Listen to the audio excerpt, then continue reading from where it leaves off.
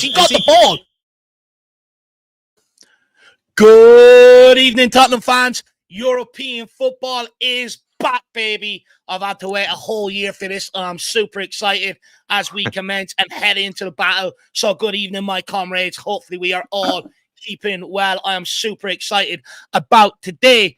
So I'm just going to give you some quick team news and that, and then we're going to crack on, find out how the boys are, and then we're going to welcome in some guests as well.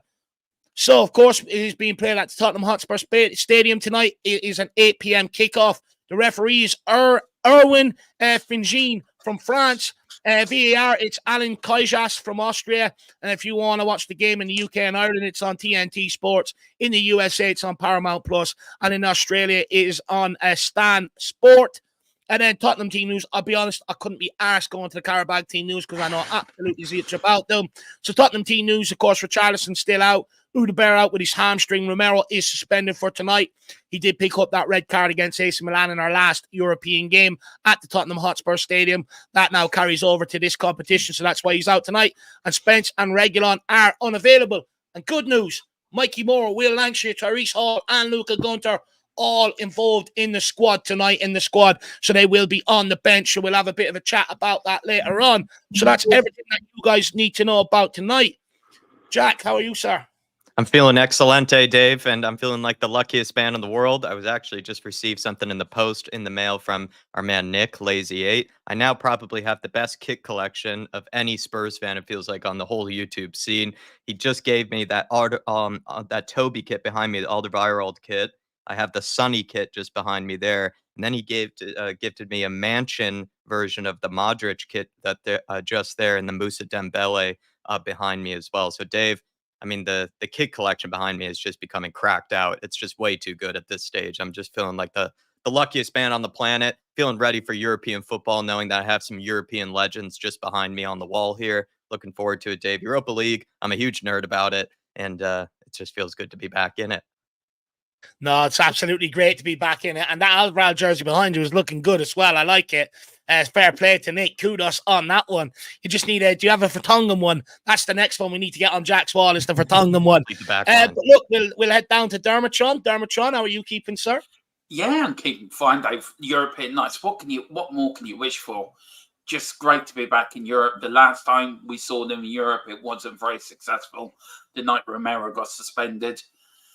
The night where it still gives me nightmares, but that's all put behind us. We're going to march on now to the final and win this competition. Spurs all the way. We've won it twice in 1972 and 1984, and it's 40 years ago since we last won the UEFA Cup, which it was back then when we beat Anderlecht 4-2 on penalties. And that young Tony Park saved two that night, and I was only 7 years old the last time, 7 or 8 last time we won a European trophy. So it's well overdue, Dave. Well overdue. So if I live another 20 years, I should see a European trophy. That's not too bad. Ideally, I'd like it to be beforehand, but I'll settle for it as long as I see one, before I die. But really appreciate you giving up time on your holidays, Dermo, to come on here and do this with us. So really appreciate it, brother. And then down to Michael, all the way in from Poland. Michael, how are you keeping, sir? All good, guys. A bit of a, how should I put it? Like a lazy but a busy week. I don't know if you know what I mean, but it's not like I'm doing anything special, but there is like always something to do, right? So just getting on with it, and extremely excited to see Spurs back in Europe again. And I hope we treat this competition with the respect it deserves. As I always said, I think Europa League is a wonderful competition. And I am really looking forward to us being in it as long as we can, hopefully until the end. Well, Dave and I are lazy and busy every week. So, we're in this. We know what that feels like, being lazy and busy. Hopefully all the way to Bilbao. That would be nice, because Ross Lair down in Wexford have opened a new boat route straight into the Basque region. It's almost like it was designed for Tottenham to get there and for me to try it out.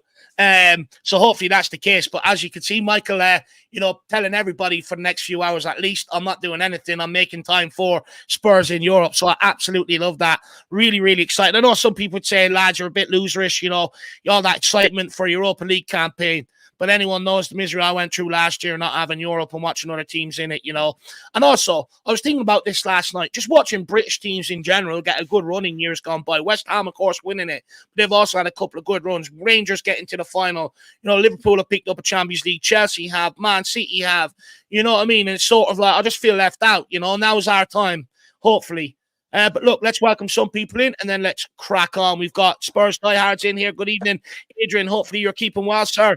He says the team I would like to start, Vicario, Adoji first half, then Davies, Van de Ven, Dragusin, as they need to get used to playing together. Gray, Basuma, Kulusevski, Bergval, Mikey Moore, Solanke, and Johnson. I think Ali Gold picked something a bit similar to that. I did see him put Kulusevski in the midfield with Bergval anyway, that's for sure. I think, did he play Son or Johnson on the other side? I'm not quite so sure. Look, it'll be interesting to see what lineup he does put out tonight, Adrian. That's for sure. Big yourself up. We've got MV Joker Davies. Good to see you, Eddie. Get my pepperoni pizza with peri-peri sauce on top with barbecue sauce as the base here. I'm waiting for the show to kick off. This is going to be a good one. Come on, you Spurs. Hopefully my ugly mug doesn't turn you off your pizza, Eddie. That would be a bonus. Good to see you in the house, though. Good to see Tyler in the building. Late. Look. Busy boy, Tyler. Busy boy. And then we've got, good to see you though, Tyler. We've got Paul in the house. Good evening, everyone. How are we all? Fuming that you can only watch on TNT Sports. Is there no football left on traditional channels anymore? Doesn't seem like it, to be brutally honest with you, Paul. They want you to pay for absolutely everything now. It's the way the world is going, isn't it? Wembley 1 says, member for 1 month. Hello, guys. We are bound to make this hard work. Look, I think the problem we've got right now is that no matter who we come up against, they always fancy turning us over at every opportunity. And it's a bit like with the way Man United, where they were and now what they've become. Every team also fancies turning Man United over in the cup. We sort of rock up like we're the big boys from the Premier League, but no other team really sort of respects us. They all know that on any given day they can turn us over if they're willing to work hard for it. So we have to put an end to that Wembley 1. We have to start winning games like this convincingly and start putting that fear into these teams when they come and play us and get that respect back, because we've lost that not only in England but in European football because some of the disastrous results we've had. So we now have to earn that respect back by going and beating teams like this very, very convincingly. And then because you look at teams now, any team that rocks up to Man City, they automatically feel like they're going to lose. That's the feeling I want, that any team we come up against, they automatically feel like they're going to lose. Right now, they feel like they're going to turn us over, and I'm pissed off about it. So hopefully we can use this Europa League campaign to start putting that right. Wembley 1. Good to see you in the house. Kerry King says, loving this twice a week football thing already. Come on, you Spurs. I mean, it's absolutely great. I've watched so much football. It's been absolutely brilliant. And Spurs are involved, which is even better, right? So that's the best thing about it, Kerry King. I mean, this is the way life should be. This is the way I knew it growing up, and this is the way I like it. We've got Balu says, is this Matta's first time playing in European games? It would be for Tottenham if he plays today, that's for sure. Definitely not, though, with Leicester City. I think they made it to the Champions League. Champions He was in there League. with Leicester, wasn't he? Yeah, they were in there with Leicester. They got in the Champions League, didn't they? Donovan Oosterreicher says, there's a Werner on the dance floor. Wiener on the dance floor. I hope I'm singing that song tonight, Donovan. I really do. I doubt it, though. Dermot's with us. Good to see you, Dermot. Hotspur Jay says, come on, you Spurs, buzzing to be back in Europe. Let's go and get this trophy. Absolutely, 100%. Good to see you in the house. Shem Tan says, hey, Jack and Dave, time for our Euro flat caps to come into fashion. Hope you're both doing good today. Come on, you Spurs. We're doing absolutely brilliant, Shem Tan. Absolutely brilliant. You can see them on the terrace now. You see all these bad boys, a lot more on the terraces. It's catching on. Looper Call says, come on, you MFing Spurs. Gonna have a cheeky kebab and a few beers tonight. Let's get some momentum, lads. I mean, sounds like an ideal night for football in front of the telly, if you ask me. Kebab and a nice, maybe I would change the beer for a bit of Coke. Drinking Coke, obviously. Don't make that mistake, with ice and lemon. But that's what I would be changing for sure. But not a bad choice at all. We've got John Ratcher, once a pun, a rhyme. Gee, lads, this intro music is more lively than Werner, but so loud it is blasting my ears off. Well, you do have a volume control button. You could turn it down. It doesn't need to be that loud. So, I guess you have it up that loud because you really like it. We've got Rooty Toot says Werner in the Europa squad and not Spence. I know, Rooty Toot. I know. It's painful. It's absolutely painful. Berbatov's halftime smoke. Teamy Weenie hat trick is going to shock everyone today. Let's wait and see. Big up Quincy B. I did get your email and I will check that out later on, my man. Big yourself up. Ian Ferguson, afternoon all. Great to see you. Liam as well. Good to see you, says big up. Derek Hutchinson in the building as well. Big up Jack, Dave, Michael and Dermot. Come on, you Spurs. Great to see you. We've got Lazy 8 in the house. Big up Nick. Nice jersey on Jacko's wall there. The Alderval one. Very, very nice. Nice touch, sir. Scotty Hynam, good to see you as always. Foggy Foam, good evening, everyone on the panel. We should not let our guard down. And this against this team. Come on, you Spurs. Good to see you in the building, Foggy Foam. That's one of the things we're going to kick off the conversation with, actually. I just don't want to show them any respect. Lee Neri says, big up, everyone. Waiting to get into the stadium to watch the match. Come on, you Spurs. Big up. Lee, hopefully you really enjoy the game and have a great day out. Good to see you. Paddy Higgins, as always, great to see you, sir. We've got Lee Smitty TV. Good to see you. Hopefully you're keeping well. Spurs GCTV. Good evening, gents. Let's go. Come on, you Spurs. Mark New. Big up, Dave and Jack. 3-0 Spurs. Mikey Moore to score the winner. Come on, you Spurs. And then Jack Bloom. Hey, Spurs fans, I get to play FC25 tomorrow.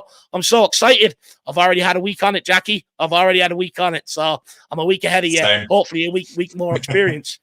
Have you, Michael? Yeah, already doing the career mode. We'll have to add you in to our five-a-side team, so we will. We play a bit of rush together. Some of us do, so we'll get you involved. Honestly, I'm trash at FIFA, so I usually just do career modes. I don't really play online, but fair enough. Yeah. I started it last night. You're also useless at the end, Armo. I know I'm useless, but I just enjoy playing it. But I actually really liking it, actually. Nah, I'm useless as well. I'm only messing. I'm not great. It's not bad. Anyway, we're not here to talk about EFC 25. Not getting distracted today. Big up, Thomas. Great to see you in the house. Hopefully you're keeping well. Big up, Terry Wright. Good to see you. We're Spurs TV as well. Global Guns, Football and Things. Great to see you. The Big D's in the house, along with the mighty Drewzilla as well. Great to see you in here, lads. Hopefully you're all doing this best as you can. We've got this from Nick. He says, let's not take these for mugs. President of Azerbaijan is one of these football mad dictators. Qarabag is his family project built to play in European competition. I have no clue. Anyone on the panel know anything about this? Anyone do a bit of research? Sounds like he's done a bit of HITC 7 kind of research for this one, Lazy 8, where yes, I think a lot of, Eastern European clubs will often be, if they do make it to Europe, for example, Sheriff FC would be one of them from like a couple of years back who did pretty well in the Champions League, but they were funded by some pretty naughty, I think, kind of oil tycoon, kind of like, dictator type guys in Moldova, but they weren't really from Moldova. It was some sort of weird geopolitical thing that was going on at the time.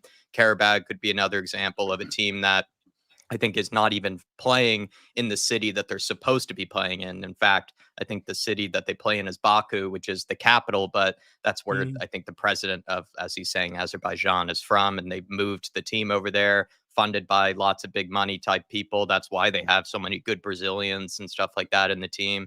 And it's one of those kind of sneaky outfits where they kind of live up for these big games. They probably don't care too much about what they do in the domestic cup competitions. They want to see how far they can go in the European ones so that their owners and the people that are backing them can feel like, that they've been punching above their weight with, of course, exceptional resources. But yes, Qarabag are one of those many clubs. Bulgarian clubs are sometimes fall in that category as well. And plenty of others in the time past. Yeah, so actually, because I'm the closest to that environment, so I can tell you that when it comes to countries that don't usually appear often in the European competitions, usually between club rivalries go to a side and you support a team as a country in a sense, right? Unless there is absolute hate between the clubs. So what happens often is that countries like Serbia or Poland or whatever, right? We don't get many spots in the European competition. So if there is a club that can actually rival on that level, then they get support of not only I'm not even talking about the fans, but also money-wise, political support and all that stuff, right? So a good example, a similar example to Qarabag is Crvena Zvezda, right? From Serbia, who are the one Serbian club that is usually appearing in the European competitions. And the president, or I think the prime minister or the president of Serbia, is a huge Crvena Zvezda supporter, right?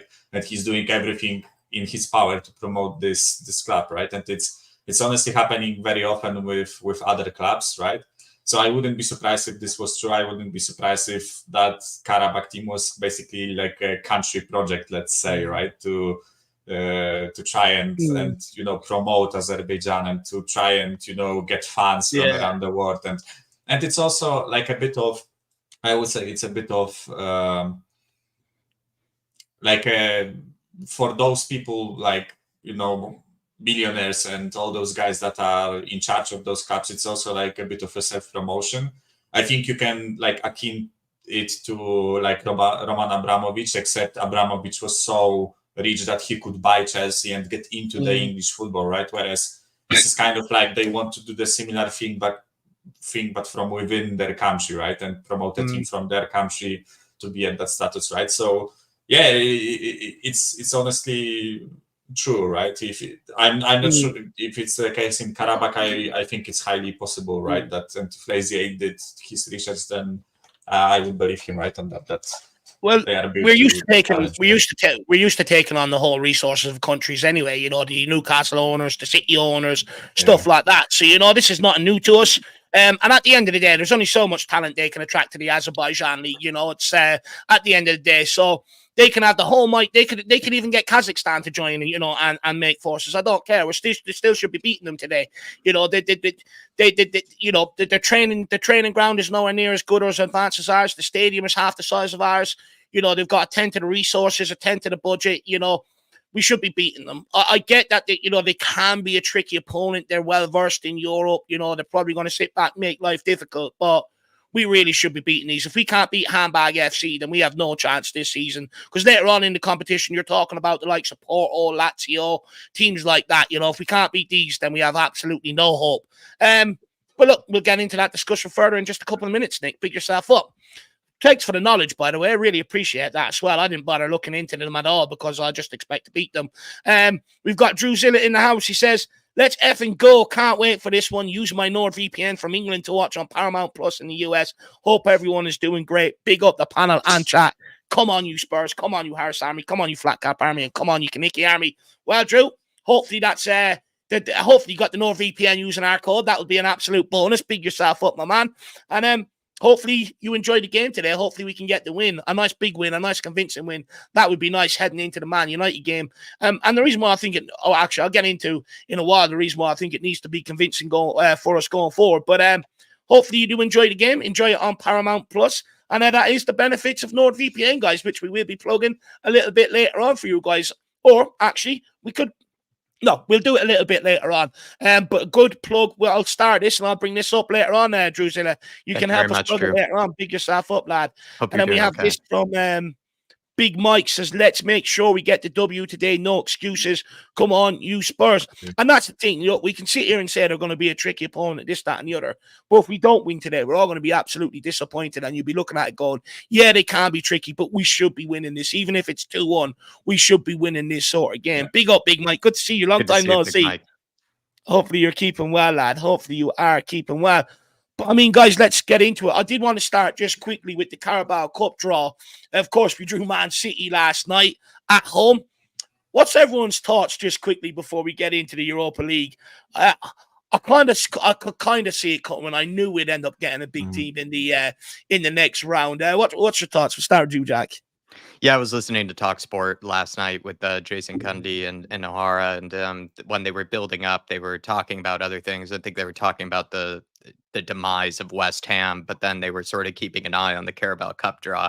And as Spurs got drawn in, you could just see Jason Cundy just sort of, giving that smirk as it was happening. And so was Jamie O'Hara. And they were thinking that we were going to get drawn against the Chelsea or something like that. But then, of course, it was Man City. And I actually sort of, in a way, I sighed, a sigh of kind of like, I guess, the Carabao Cup dream is over. But also, in the back of my head, I thought of any of the big sides to come up against in the Premier League, this is historically the one that we do have the most success against. This is the one that we do find, for some reason or another, some of our best types of form, some of our best performances, no matter what manager we've had, have come against Man City. No matter what tactics they've been, have been Man City. Even Ange Postecoglou has pulled off a miraculous result against Man City when he had Emerson and Ben Davies in the back line, if you remember correctly. And they actually pulled off, what was it, a 3-3 or something like that, away from home to City. So what a performance that was. I mean, it is always been the fixture. It's always been the team that we just somehow put off absolute magical performances against. So that's what I'm going to retain the hope for. I was a little let down, Dave. I kind of did want to come up against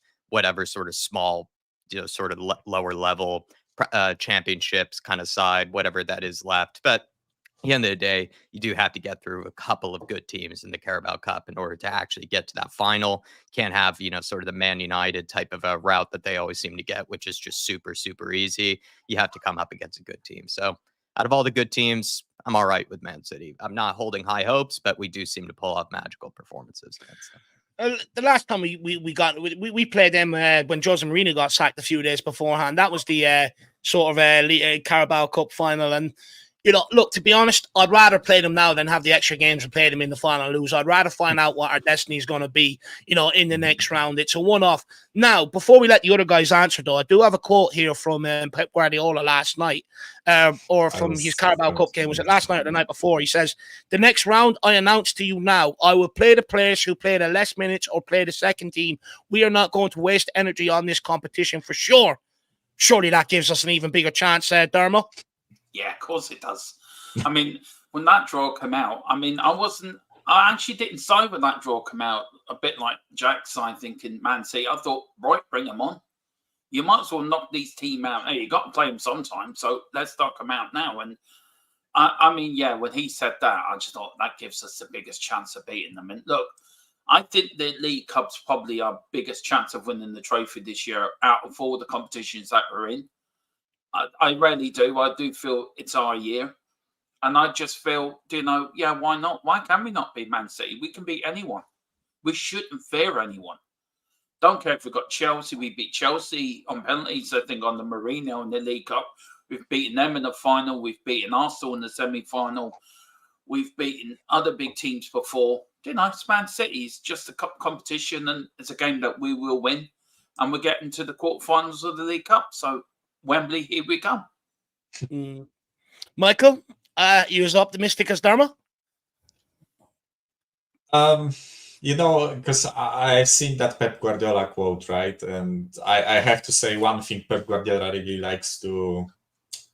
I don't want to use the word lie, but sometimes just jokes around a bit. I wonder if he changed his mind after he saw the draw, because we know that he has like a bit of a personal target of winning at our ground, right? I know he did it already last season, right? He broke the curse, or however you want to call it, right?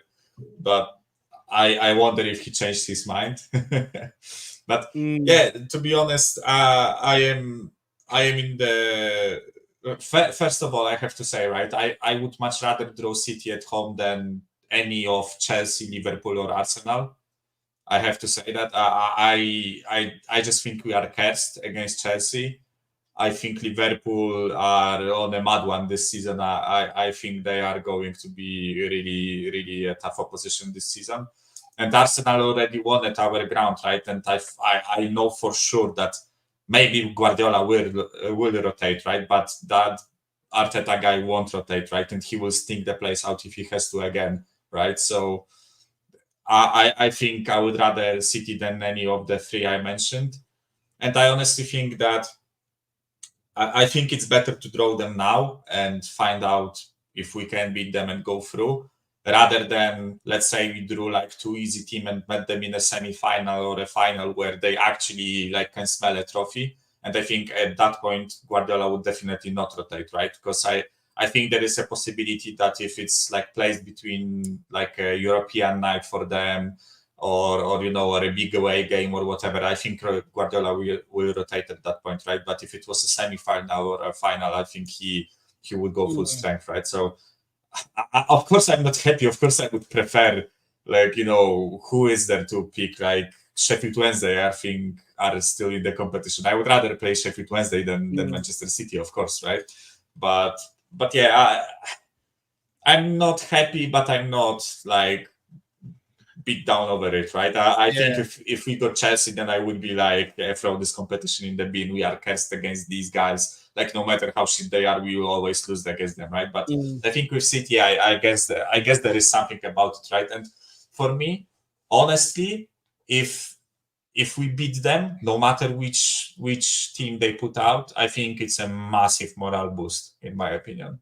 If we beat them, even if they like, I mean, unless they rock up with like under 18s or something, right? But I mean, if they just put a semblance of like something similar to a first team and we beat them, then I think it's a massive morale boost for us, and I would really think that it would give us like a springboard to do well in that competition, right? No, look, 100%. I was just sitting there last night after the fan show. I was sitting there waiting for the draw, eating my dinner. I just got that sinking feeling. I was like, it's either going to be a North London derby or we're going to draw Man City. We ended up getting Man City, which I wasn't really too surprised about. And initially, I was so deflated. Say, oh, we'll write that one off. But then I sat there and thought about it. I was like, at home, if he ends up making a couple of rotations, because he'll have Champions League games in between it, Premier League games as well, where he's looking to go for a Premier League title, he might make some changes earlier on. It's probably better off playing them earlier on than it is later in the competitions when the fixture schedule sort of eases up a little bit and might work out in our favour. Now, I will be saying Postecoglou needs to score a strong 11 in that game. I won't be asking for changes there, considering it's Man City. But you know what? It's a cup game. Magic things can happen in the cup, and I'm not going to write us off. I'm not deluded to know that it's going to be a very uphill battle, a very, very tough task.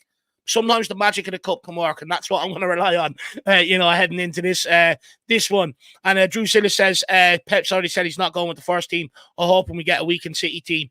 100%. But look, at the end of the day, you have to beat one of the top teams in England to be able to pick up that trophy. So hopefully if we beat them, the draw's kind to us after that, Drew Zilla. That would be nice.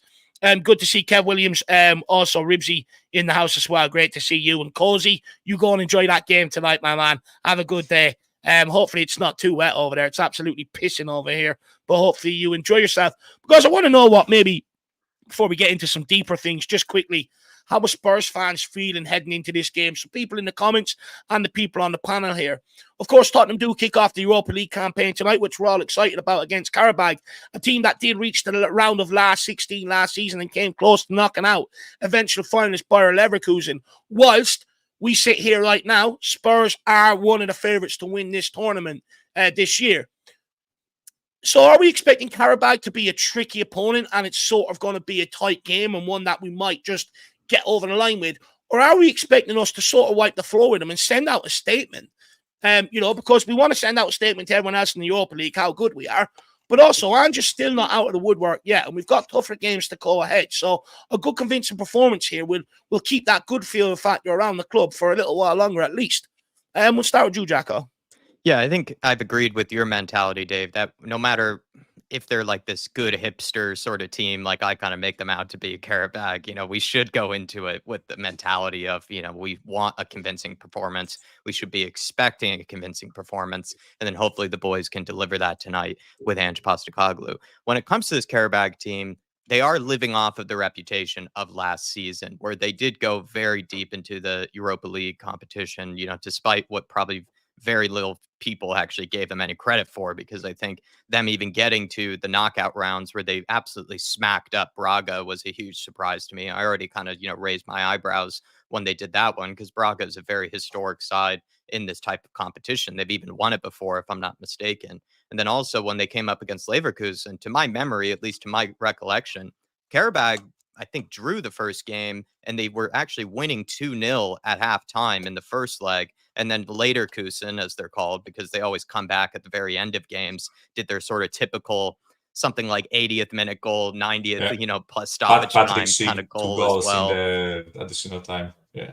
Yeah, and then they're called Leverkusen for a reason. And then they did pretty much the same thing in the next game, where Qarabag went up early in the second leg, and then only for Leverkusen to come back again after, I think, what was probably like a red card or something like that happened in the Qarabag game, and they ended up making a late comeback once again. So Leverkusen really kind of squeaked by Qarabag and actually were the worst team in that competition, and they made it to the round of 16, which is about as far as Spurs have made it in recent years in the Europa League. So we shouldn't really throw too much shade on them.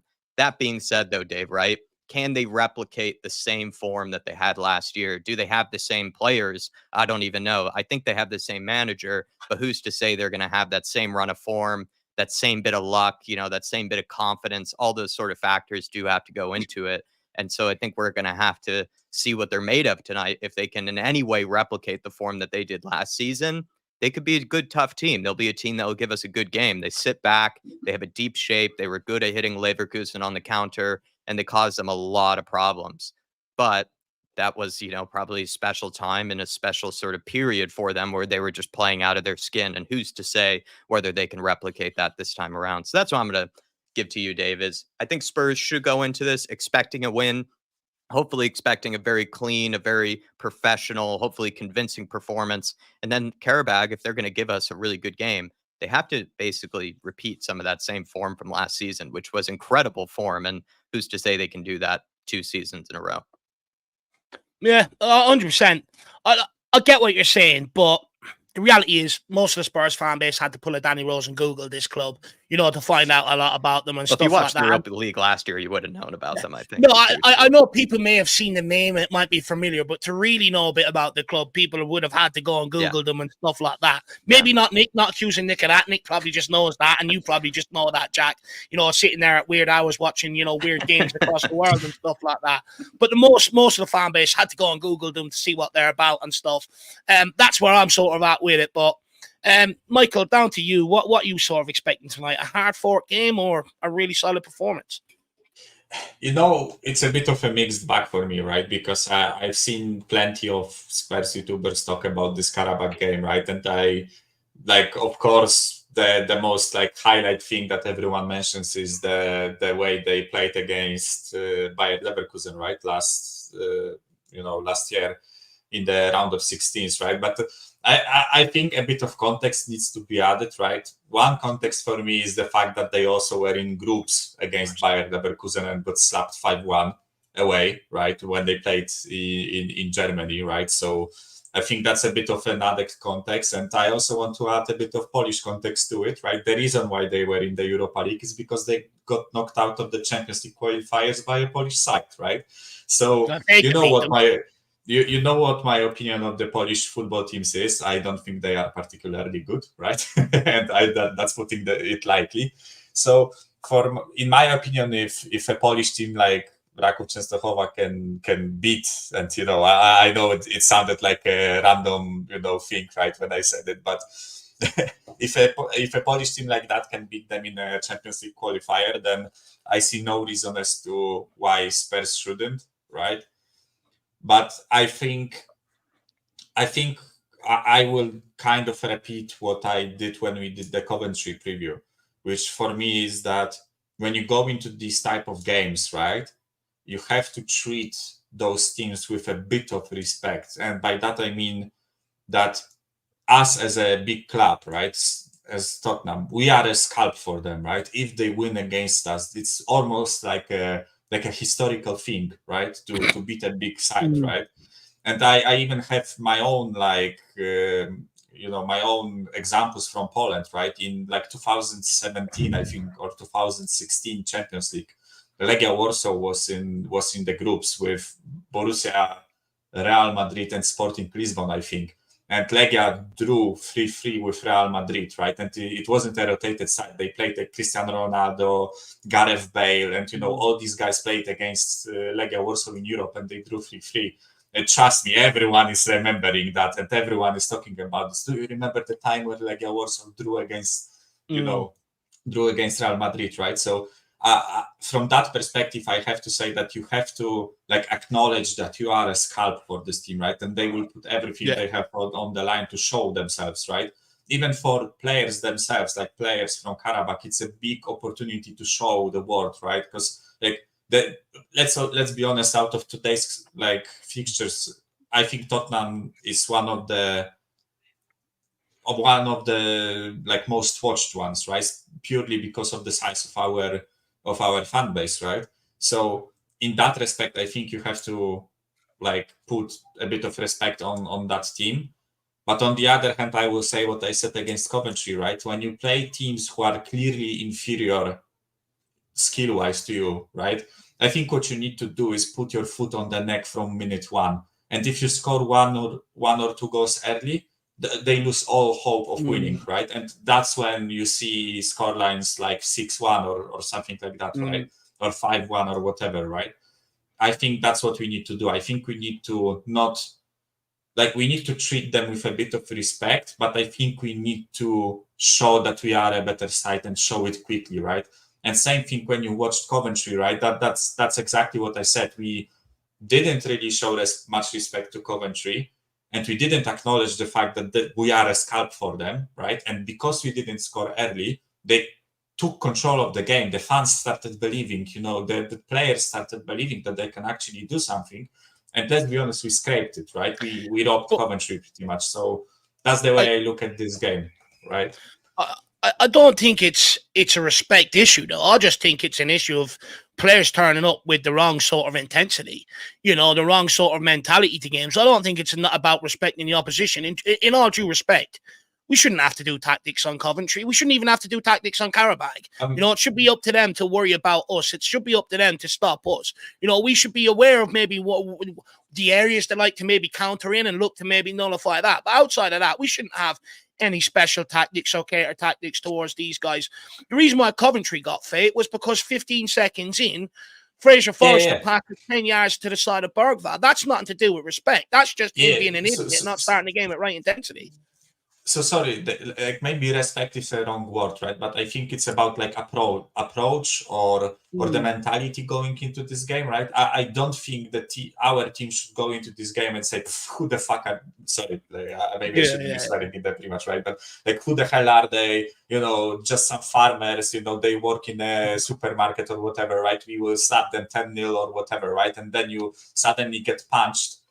And you are like, whoa, what's going on, right? And before you realize, you get punched the second time, and suddenly you are 2-0 at home, losing 2-0 at home, like we did to Olympiacos, like back, I think 3 or 4 years ago, right?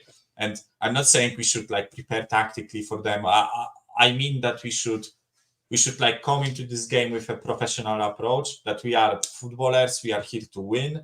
We come out of the gate, no matter who we play against, we come out, we stamp our authority, we show that we are better, we score 3 goals and then give Mikey Moore a chance, right? That's what I want to see today. I want us to, like I said, assert dominance, basically, right? Score 2 or 3 goals and give Will Lancashire a chance, give Mikey Moore a chance. Like maybe play Bergvall for the whole game, right? That's hold your horses, Michael. We'll get into the lineup. So we'll get into the lineup. Don't worry about that, my man. But look, I get that you should take no team lightly and that to a certain degree. But I just love this comment here as well. Wilson T. Are they better than Brentford? No, so let's slap them up. I mean, that's my sort of mentality to a large degree. I agree with your intensity point. Sorry, Dave. Sorry. I was just going to say, I think if Brentford are in the Azerbaijan League, they win that, they win all the domestic cups and probably go further in Europe than Qarabag. Look, for me, it's just about starting the game the right way. The reason why we keep getting turned over by some of these teams, and this is where this sort of PTSD comes from, is because we're not switched on going out to these games. These games are relatively easy if you approach them in the right way. The problem is with Tottenham, the players approach the game in the wrong way. They switch off defensively. There's no intensity going forward. They sort of just knock it about, underhit passes, overhit passes, and it's sort of almost like at scran. Eventually we'll get one. If we actually approach the game with the right intensity, made sure we were completing our passes for the first 5-10 minutes, give them absolutely no hope, make them turn around and go, oh shit, they're on it today, and absolutely bombard them from early on. It's an easy game from there on out. You've already set the tone and the tempo of how this is going to go. But when we turn up like we did against Coventry the other night, misplaced passes everywhere. Fraser Forster set the tone 15 seconds in with that shit pass to Bergvall. That's the problem at Tottenham Hotspur. Not lack of respect and that to oppositions. Like, for me as a fan, I shouldn't have to respect Qarabag. I don't even, they're absolutely useless. But Dermo, I mean, where do you sit on this game tonight, Dermo? You're usually on my side of things, but I have a feeling you might want to show them some respect tonight. At 47 years of age, I've seen it all. I've seen so many European competitions in my time, in my 40-odd years of following football, 42 years of following football. I've seen it all.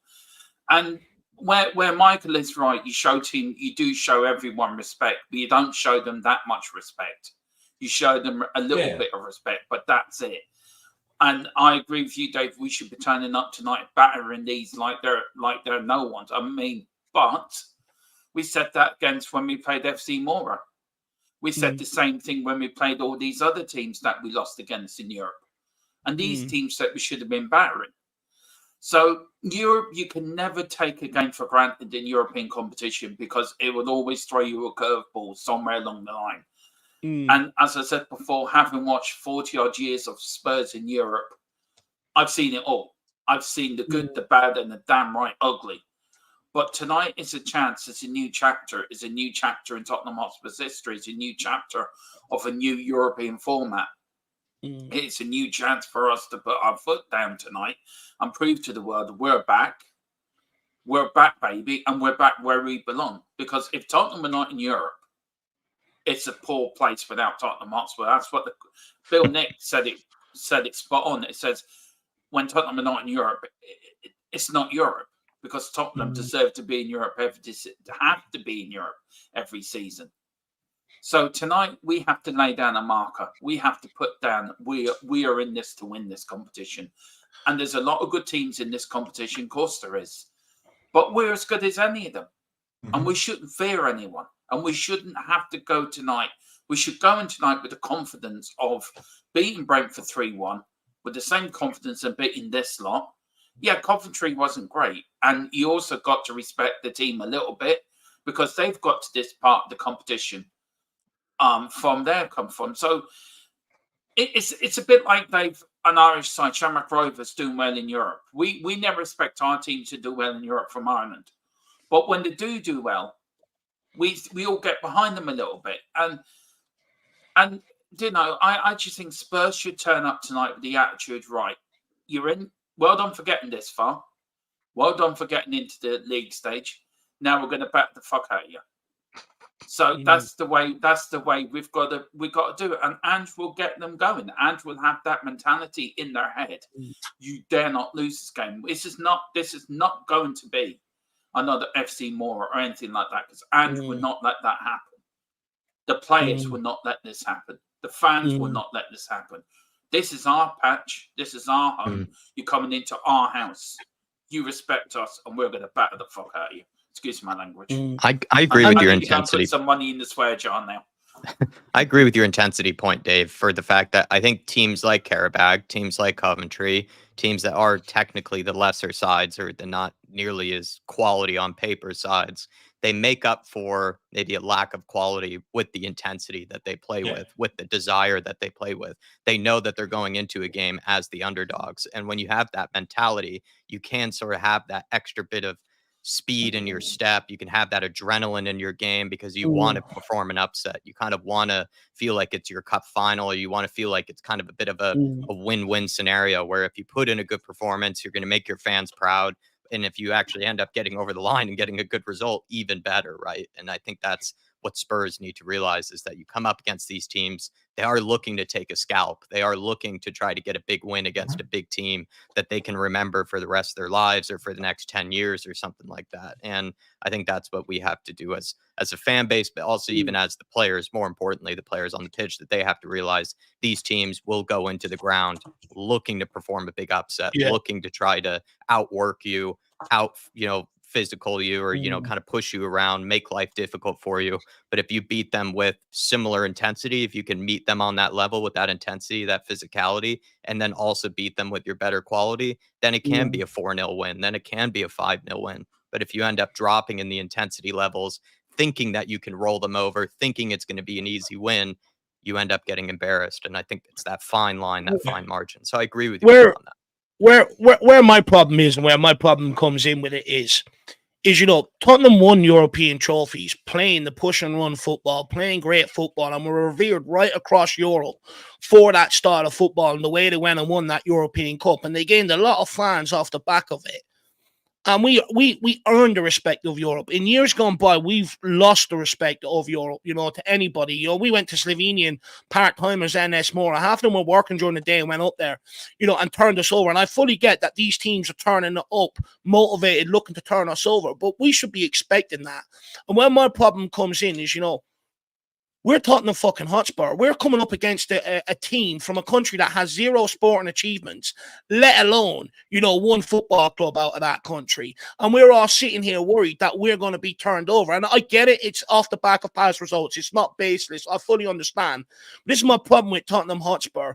Us as a fan base shouldn't be sitting here worried about that. Man City fans wouldn't worry about Qarabag. Arsenal fans wouldn't. Liverpool fans wouldn't. I don't even think Aston Villa fans would show them any respect turning up right now with where they're at. And it's up to this football club to use this Europa League campaign to put that right throughout the campaign. Teams that we're looking at that we should be beating or at least putting 3 past, I want to see that this competition. I'm absolutely sick of getting folded over. It's weak, it's feeble, and it's embarrassing that part-time teams fancy turning us over. It shows the state of where this football club was, and this is about putting it right now, because I am absolutely sick to death of having to, people telling me, you've got to show them respect. We can be turned over. I get it, but that's more of an us problem rather than us not showing them any respect, because it really shouldn't happen. It'll happen the odd time, but it shouldn't happen as much as it happens to Tottenham Hotspur. But that brings me on to my next question, though, boys, and the next point is, Tottenham have endured some embarrassing European results in the past, especially when going on in as heavy favourites 2 games like NS Mora, Vitesse, Zagreb, Pacos de Ferreira. How can Spurs avoid repeating these disappointing moments and ensure a more consistent performance in Europe this time around? Checo. Is that for me, or is that for Yeah, you could go there. You start, Jack, and we'll go to Michael. Yes, we have endured some embarrassing results. How do we avoid repeating those? I think I might have to repeat myself slightly from what I probably said earlier, which is I should just waited for Dave's brilliant question on that, because, I am going to probably repeat what I said just earlier on the intensity levels. I think what ended up happening in previous fixtures against the NS Miras, against the Vitesses, against the Pachos de Ferreira teams, is that we kind of probably rocked into the game with maybe a second string lineup. And then that second string lineup was kind of pouting about being a part of the second team, but then going into the game, probably half expecting that they could just put in half a performance and they would get over the line, get the win. And then we would just get embarrassed on all accounts, because the opposition is going into it thinking, well, they've just fielded their second string lineup. Like, they don't respect us whatsoever. Right. And so we're going to be even more motivated now to try to defeat you guys, to try to embarrass you guys. And then the players that we were putting out on the pitch didn't seem to want to really fight for the badge or even give a damn, really, for the most part, and trying to put in a good performance to try to even get their way back into the first team. And so it's just a bad combination of intensity levels dropping off, expectations being maybe a little too high, or just thinking that you could just roll a team over, with no real effort whatsoever. And it just led to this recipe of disaster, really, for Spurs, where you get early red cards, or you get Harry Winks, sprays one pass out of bounds. Then all of a sudden he looks like he's in the trenches, like you said in the Vitesse game, where he's wide eyed and has no idea what's in front of him, can't even see left, can't see right, doesn't know what's happening half the time. And I think that's what's happened in the past, really, is just we've gone with too weak of a side, but then the players that we fielded were just, I don't know, for some reason or another, didn't really seem to care about the competition, or didn't really want to put in the full effort levels. And so it just led to really, really bad performances. But even if Ange Postecoglou fielded his strongest side, they could still go in with that same mentality, maybe expecting just to roll the team over, expecting not to have to put in that much effort in order to win. And then that still could lead to an embarrassing performance, or one that could end up putting ourselves in trouble. So it's like what I said earlier, building off of what you said, Dad, or Dave, with the intensity levels, but then also, making sure that the guys that are being picked for this game, even if they are the second string players, that they go into it with the right mentality, wanting to prove the manager wrong, or wanting to show that they can help out in whichever way they can during this season. There has to be the right mentality going into it on a lot of different levels. 100%. Look, what we'll do is we'll move the conversation on, because you're right, we sort of have touched on all of them. So we'll go into it then. We don't want your individual lineup, but I just want to sort of quick chat around maybe how many changes are we expecting, because A key factor in those losses to the likes of NS Moro, Patros Taveras, Zagreb was fielding weakened lineups with too many rotations. Postecoglou did make, I think it was 8 changes for the midweek game against Coventry, and we almost paid the price for it. But we have 3 consecutive away games coming up: Man United, Ferencvaros, and Brighton. So does Postecoglou have no choice but to rotate the squad to manage the tougher fixtures ahead? Or should he learn from Wednesday night's close call against Coventry and go close to full strength? Michael, we'll start with you. I think we kind of have to, but also I think we should rotate a bit. I don't expect to see like a full first team today. So, like Poro, Udoji, Romero, and etc., right? I expect a bit of the second string team, but I hope and I think we will see like a bit of a rotated side, in my opinion. That's the way I look at it, right? I think 1 or 2 from the back line, 1 or 2 midfielders, maybe 1 forward player will be different than the strongest, normal 11, right? And I honestly think it should be the way, right? Especially considering the context that you just gave, David, right? Which is that we are, going away to United at the weekend, then we go away to Ferencvaros, right? And then we go away to Brighton, right? So I think we simply for the fact that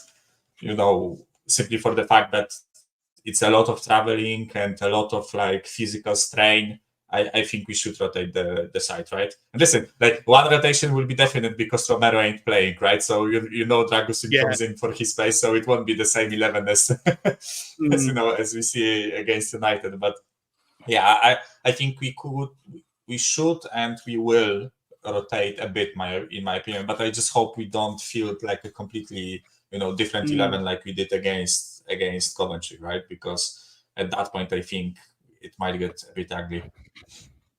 Some would argue, Dermo, putting the same line out from the Coventry game, giving them more minutes playing together, would make them maybe more cohesive. Hopefully you would see a better performance because the games are coming so close together. Well, what's your thoughts on it? Or do you agree with Michael that you want to see probably a bit of a mix where the spine of the team is probably, some of your first 11?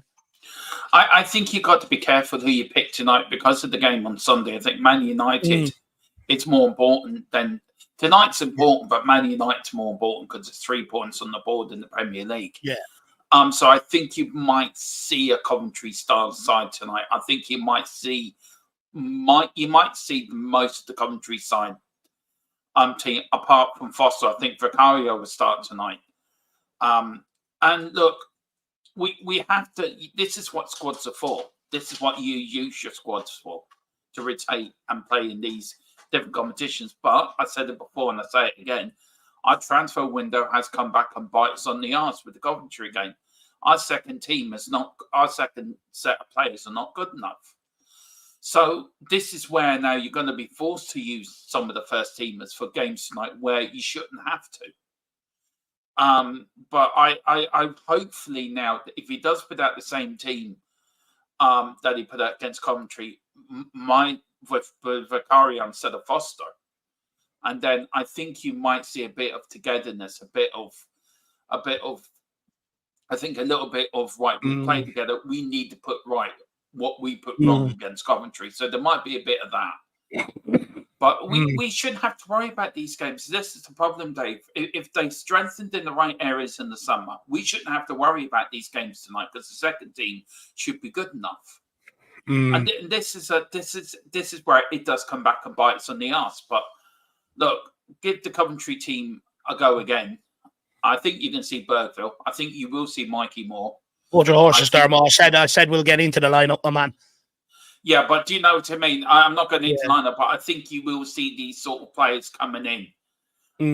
But it's a sad affair that we can't trust our second team players where we have to use some of the first team, which I think may happen tonight. But that's down to a summer transfer window where we didn't strengthen where we need to strengthen for situations like this. And Dermo brings up a good point there, Jack. Maybe ask you a slightly different question. Is how do we expect to gain these players' trust if no one wants them to sort of be selected? Because these are the games notoriously where if you're coming in and you're a squad player, or you're fighting for your position, you're dying for a League Cup game, an FA Cup, a Europa League game, against an opposition you should be beating, So how do they earn the trust then, Jack? Yeah, I mean, I kind of sympathize with Ange Postecoglou where he did make the point about sort of the changes, where he did say at some point in the season, you do have to prepare these guys for the likelihood that they will be thrown in there because of an injury or because of suspension. And if you haven't given them any minutes whatsoever before that point, before you actually truly do need them, and you haven't given them any minutes, you are setting yourself up for disaster. You are setting yourself up for trouble. So you do need to give these guys minutes here and there, need to give them whatever opportunities that seem realistic for them, just in case a Mickey Van de Ven injury comes about, just in case Madison gets hurt or suspended for a few games, Basuma gets knocked out for a few games, or Bentancur goes on a suspension. You need to give these guys chances before that eventually happens, or in case that does happen. And Ange Postecoglou made that point in his press conference. And as much as I want him to field technically one of the strongest lineups he can, I do sympathize with that point a lot. And I do hear that point from more of a manager's perspective. I come with it with more of a biased fan's perspective, where I would like us to start off this Europa League campaign in the right tone, in the right manner, 3-0, 4-0, like what you're expecting, Dave, because I think that would go a really long way for our confidence. But maybe it would actually do better for the team and for the squad in general if you trust some of these second string type players to deliver that 3-0, 4-0 performance on themselves or by themselves without needing the help of Sonny, without needing the help of a James Madison or players like that. If they can do it all on their own, I think that would really help with squad morale. It would really help also as well with their own confidence, and it technically drives better competition between the players, right? Like even if they're not being picked on a regular basis, they can think, you know what, I just delivered us a 3-0, 4-0 win on the first game of the Europa League. That's going to raise some eyebrows, but that's also going to push who's ever ahead of me, further up, make them have to put the best performance in when they come up against Man United. And it only breeds a good competition, a good atmosphere within the camp and within the training ground. Whereas what we saw before, and I think this is more of the problem with the players that we had in the past, but there were guys that seemed to stick their nose up at this type of thing where they weren't being played at all in the Premier League, and then they would be rolled out in a game like this. For example, the Dyers, the Harry Winks, the Sanchez's of the world, and they seemed to just play completely terrible in these games, or they didn't even seem to give a damn in these type of games. And then I think that just completely killed all of the competition within the squad ranks. Everyone seemed to know their place. No one seemed to really push each other for their position. And then also it just seemed to breed a bad atmosphere where the first team players felt like they needed to mop up for the second team players for when they were making mistakes, that sort of thing. It just led to a bad atmosphere. So, I mean, it's just kind of, whether they want it enough and, whether they can put in the right sort of performance, and just drives good competition and good positivity throughout the camp. I think we have to get used to managers making changes at Tottenham Hotspur and I get it, because the minute they do, it all goes tits up, right? And the manager takes the slack for it and absolutely everything. I absolutely get it. But, we constantly rely on putting the first 11 out there every single game just to have a hope of trying to win the game. And what it actually does is it has a knock-on effect in your season, because midway through or towards the end of the season, we pick up a lot of injuries. We tend to gas out, where other teams seem a bit more fresher than us. And that's because they've been able to rely on rotations. We haven't been at Tottenham Hotspur. And it's a two-way thing. Them players out there have to earn the trust off the fans to say, yeah, do you know what? Go out there, give him minutes. He deserves it. It is a two-way street. But all for one, if I'm Ange Postecoglou, I'll be looking to put more or less that lineup from the Coventry game, bar Bentancur, put Basuma in there, and put that lineup out there again, because you have to get these players up to speed. Like Jack was saying, and this is a crucial point, we're going to rely on them at some point, and you want them to come in with games in their legs, with the rhythm, with the touch of the ball, rather than coming in cold, because it usually comes back to bite us. So, these are the sort of games, and it's no disrespect to Qarabag, but these are the sort of games across the season that you allows you to make rotations. You go most of the Premier League games, it doesn't really allow you. You need your strongest 11 most weeks because of how competitive it is. Same when you get to beat like Man City in the cup game, probably going to need our strongest 11. So these are the sort of games that are not as glamorous or not as big, where you can sort of make the rotations to save your squad for later on in the competitions when you need that energy, when you need that extra energy. Because if we continue to play our first 11 now, we'll gas out when we're pushing in the league for a European spot, or we're later stages in the Qarabag Cup or something like that. We'll absolutely gas out and have nothing in the tank. So I know people might not be happy or agree with it off the back of the comment result, which I can understand. I think if you're looking at Postecoglou, and you have to remember, he's not here just for the media. He has to play 5D chess. He has to look long-term as well as short-term, and he has to weigh that up. So I think we have to give him, if he does make changes, I think we have to get with it, to be brutally honest. But guys, I'm going to take this moment to thank our sponsor, NordVPN, and then we will crack on and talk a little bit about the lineup. So, of course, thank you, NordVPN, for the sponsorship this month and the collaboration. We really appreciate it. And guys, what NordVPN here to do is save you money in a time of high inflation. Everything's going through the roof and an expensive time of the year. NordVPN are here to help you save money. And how they do that is basically you buy your NordVPN. It allows you, for instance, Mark Cook right now is in Spain. I could put myself in Spain with Mark Cook, and rather than having to go and find a pub or, buy other streams or platforms in that area to be able to watch the games, I can just simply change my location and continue watching the ones that I'm already paying for. Or if you want, because we all know some of them can be really extortionate, you can change location and go and find a better deal so that you never, ever miss a Tottenham game, which is absolutely crucial. And there's other benefits too. If you buy one, it suits the whole family. You can have it up to 10 devices. Usually, people that like to stream without VPNs, it buffers. With NordVPN, no buffering whatsoever. And the best thing about it, guys, is you can change your location to get better deals on accommodation, flights, all that sort of stuff to give your family holidays cheaper as well. And NordVPN, if you put your bank details in there to buy all this stuff, it's absolutely secure. No way of us robbing, no way of people robbing your details, just like we robbed Coventry Wednesday night. That will not be allowed to happen. NordVPN would see that 1-0 out. So, guys, that is the benefits of NordVPN. Make sure you get on it and just make your life easier. Imagine you rock home at the end of the month with a nice present for the missus. Imagine how happy she's going to be for the next following couple of months. And it's all because of NordVPN. So, guys, get on it. Absolutely, Dave. All I can add to that is if you are a European football nerd like myself, you can technically switch over to the USA, to a different country. You can be able to nerd out and watch these Qarabag teams. You can actually be able to test out your VPN and see what the Azerbaijani league is like. Or you could watch a conference league game between an Azerbaijani side and a team from Moldova and completely go full football hipster, shameless football hipster. And you can only do that with a NordVPN subscription. And I've been doing that, for the past years or two, but now I can do that even more so, which I'm looking forward to. And this is another example. It's made me technically a better content creator because just last night, it looks like that Gio Lo Celso scored an absolute banger for Real Betis. I kind of sighed to myself, like, do I really want to see the goal? Because it said it was blocked in my country over in the USA. I quickly switched over to England, to Premier Sport, and I was able to catch the Twitter highlight reel of Gio Lo Celso smacking a banger in for Real Betis. So now, when I see players for Spurs knocking in goals or embarrassing themselves, across the planet, I can just switch over to another country, be able to do that. So it's maybe a better content creator, and it's made me an even bigger football hipster and football nerd shamelessly. So that's thanks to NordVPN. And by the way, everybody, just quickly, you can get 4 extra months on that 2-year plan. It's pinned at the top of the description. It's also in the description of this video as well, in the chat. But we'll see you. Sorry, yeah. Dave? And lastly, guys, you probably sit there going, Dave, when you win, how can you afford this Indian or this kebab? That's because I save money. I use NordVPN to help me save money. So if you want my sort of lifestyle, and you want to be able to treat yourself after a Tottenham win and really indulge in it, that's how. So get on NordVPN, like Jack said, pinned in the chat and also in the description. And thank you, NordVPN, for the sponsorship this month. Really appreciate it.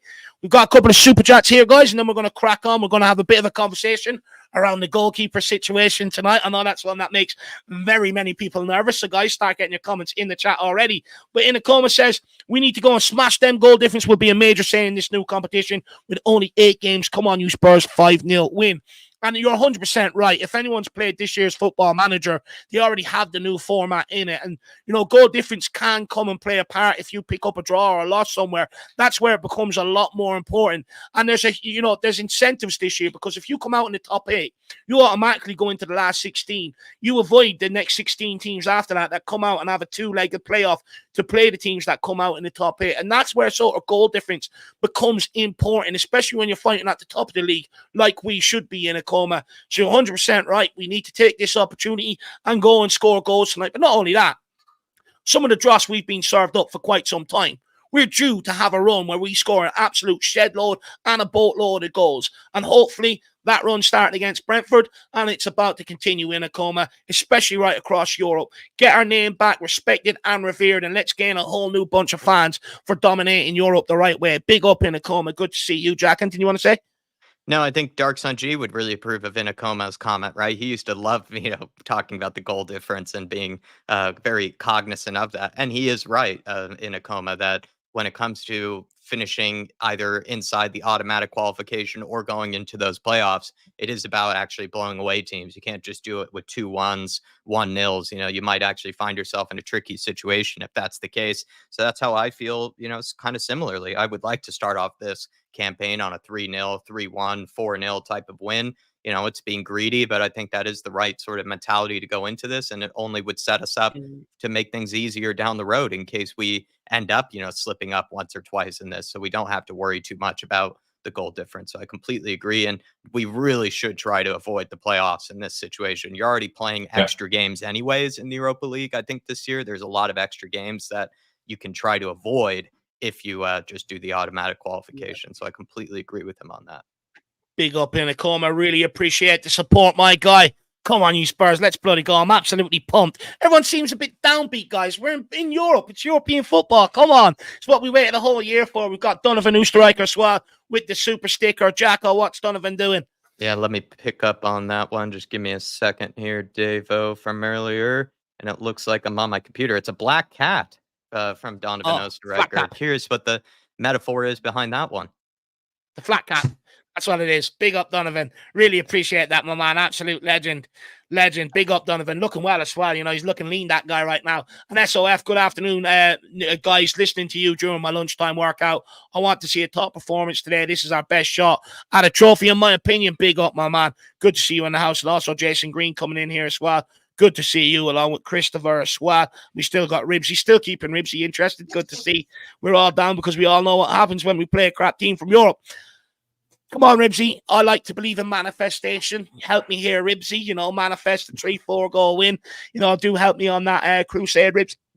But guys, let's start with goalkeeper. Then we'll head into fullbacks and the problem with not being able to register Dred Spence's cause. But I want to start with the goalkeeper tonight, because this is one that seems to be going around lately, a lot of talking points.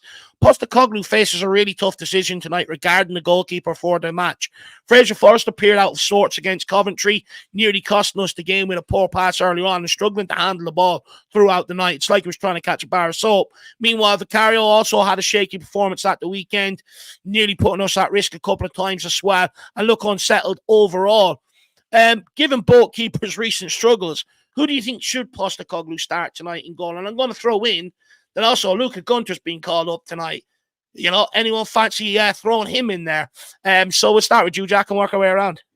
Yeah, I'm really split, Dave, because at first I was like, can't play Fraser Forster. Just can't do it. He really made a complete meal of that day. I thought maybe originally it was already a bad choice to play him. I felt like we needed to make sure that we could go past Coventry in the first round. And I understand, again, that Ange Postecoglou does have to think about giving guys minutes just in case something happens down the road. But with Spurs right now in the goalkeeper situation, we do not have any competent backup goalkeeper that I can say that I have a ton of confidence in that can be able to perform well in these games. Fraser Forster, I mean, he practically gave away or got away with giving away 2 goals. The one in the very beginning, like you said, 30 seconds in with Bergvall. And then at one point, he nearly injured Radu Dragusin for the whole season by football tackling through him with like his shoulders and his head. It just didn't make any sense. He didn't even go out with his arms. He just completely destroyed one of our own players. And if it wasn't for Ben Davies, we actually probably could have lost that game because Ben Davies had to save one off of the line after that rush of blood from Fraser Forster. Yeah, Dave. Yeah. Just while you're on Fraser Forster, I want to throw this sort of question at you because it was one I was trying to debate with myself on the predicting lineup yesterday, Jack.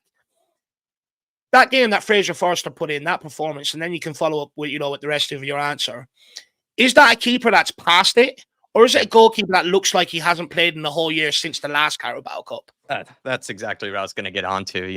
A long-winded answer to get to that point. This is where I originally started off with by saying I'm a little split because I'm split between Fraser Forster being well past it and just showing that at this point in time, you might just be a pub keeper or someone that you would just roll out in a charity match. Or if that was just someone who just showed real signs of rustiness, real signs of not having played a real 90 minutes in a long time, signs of nerves, just signs of, just kind of getting the kinks out, kind of just finding it difficult to basically be in the match intensity that you need to be as a goalkeeper. He didn't seem fully switched on either.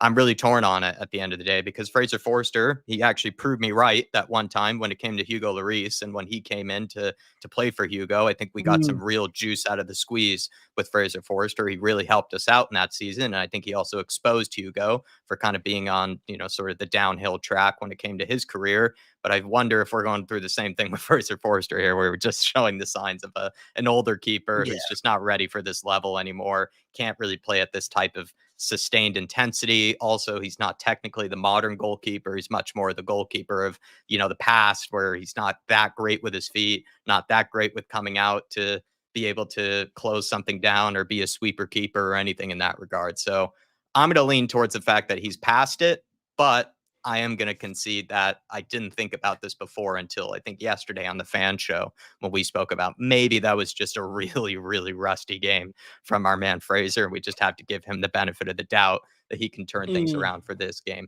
It feels like too much of a risk for me, though. I'd rather play Vicario, to be honest. We're only so early into the season. I'd rather just play Vicario and see if we can get away with resting him in a future game down the road or something like that for Fraser Forster personally. Where are you at, Michael? Because some could argue Vicario looked unsettled because he's not used to not playing.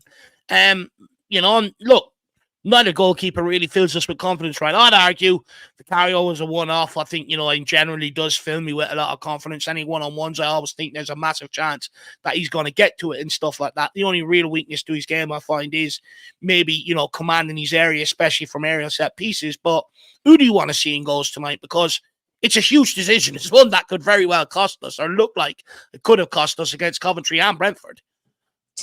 Guys, this whole Vicario conversation really hurts me. Let's put it that way, right? I honestly don't know why so many people want to be masochist and watch Fraser Forster play.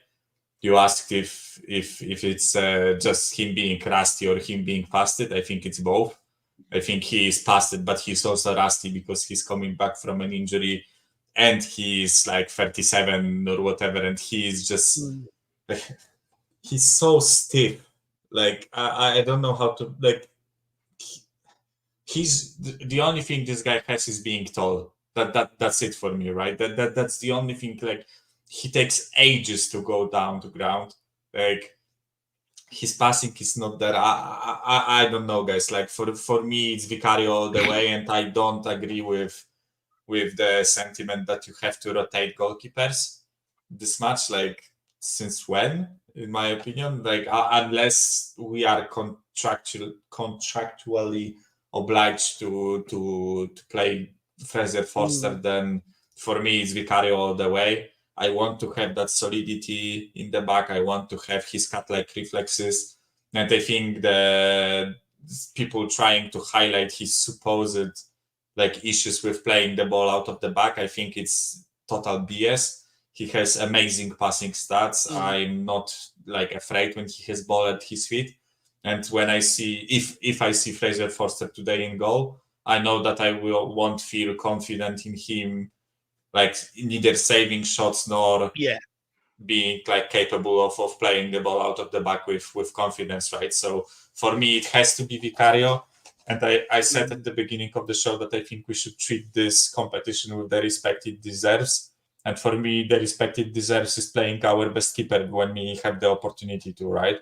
It's a home game too, so it's not even like an argument of, oh, we don't want to fly him out to Hungary, let's say, right, because he is tired and he needs to rest. It's a home game. For me, it's a no-brainer. I think Vicario should play today. Okay, that's 2 for Vicario. A lot of people in the chat. I mean, Tyler said he'd rather go blind than watch Fraser Forrester play a game. Dermot, that's a bit extreme. You know, are you sort of in Tyler's boat? Would you rather go blind and watch him play a game? Where are you standing at with the goalkeepers right now? I'd rather have my eyes pieced with darts, needles, and every other sharp object you can find if I see Fraser Forster playing in the Tottenham shirt again. I'd rather have my head chopped off. I'd rather go to a guillotine and have it chopped off and Fraser Forster gets picked tonight. It's a good job I'm not living in the... You really had to outdo Tyler on that one, Dermot. Huh? I said you really had to outdo Tyler on that. Oh, yeah. You know me.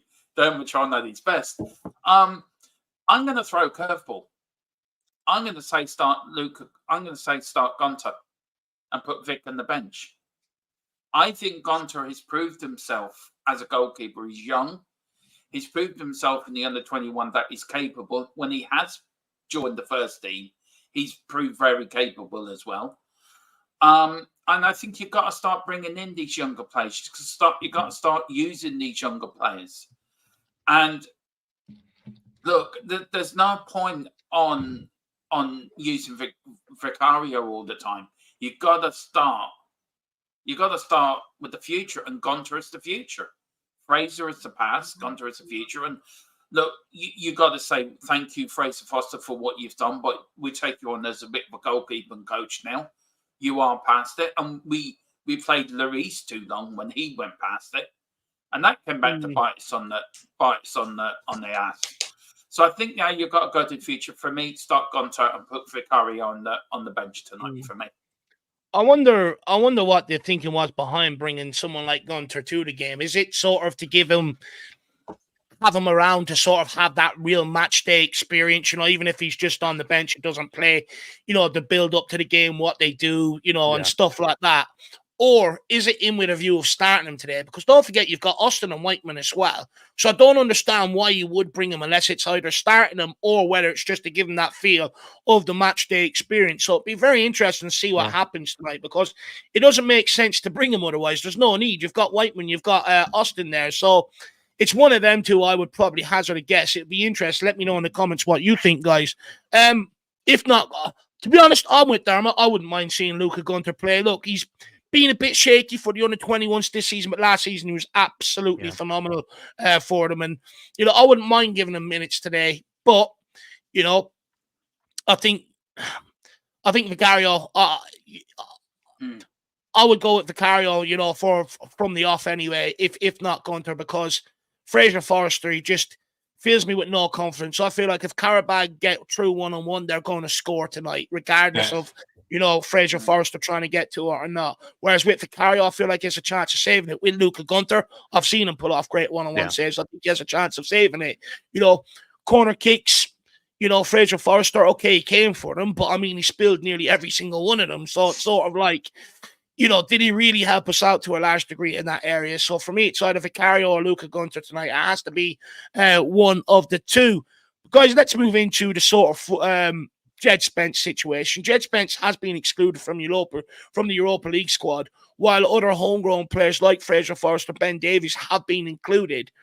Has Spence been treated unfairly by being left out? But I'd also follow that up with, why do you think Postecoglou maybe felt comfortable leaving the fullback position short rather than other areas of the squad? Because realistically, he could have left Fraser Forster out of the squad and brought Jed Spence, but he chose to bring Fraser Forster in. We'll start with you, Jack.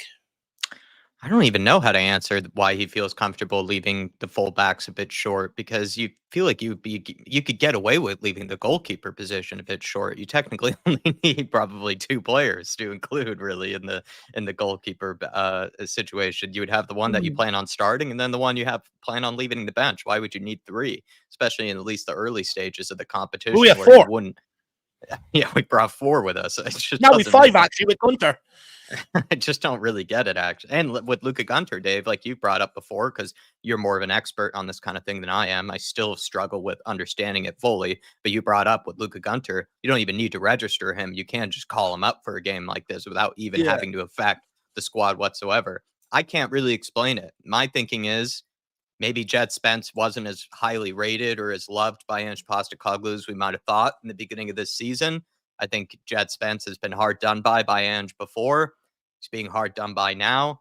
I don't see why he would, with Fraser Forster, he occupies, to my knowledge, you could correct me on this, Dave, he qualifies as the exact type of homegrown position in the European squad registration as Jed Spence would. There's no difference between the two of them. So it doesn't make a lot of sense to leave the fullback position that short. In the case of Whiteman and Brandon Austin, you do technically have to keep them in the team because they occupy a different type of qualification for the homegrown squad requirements. So you have to kind of make do with. So in order to make the homegrown requirements, Jack, you have to have 4 homegrown, and the other 4 have to be English, basically, or come from an English club.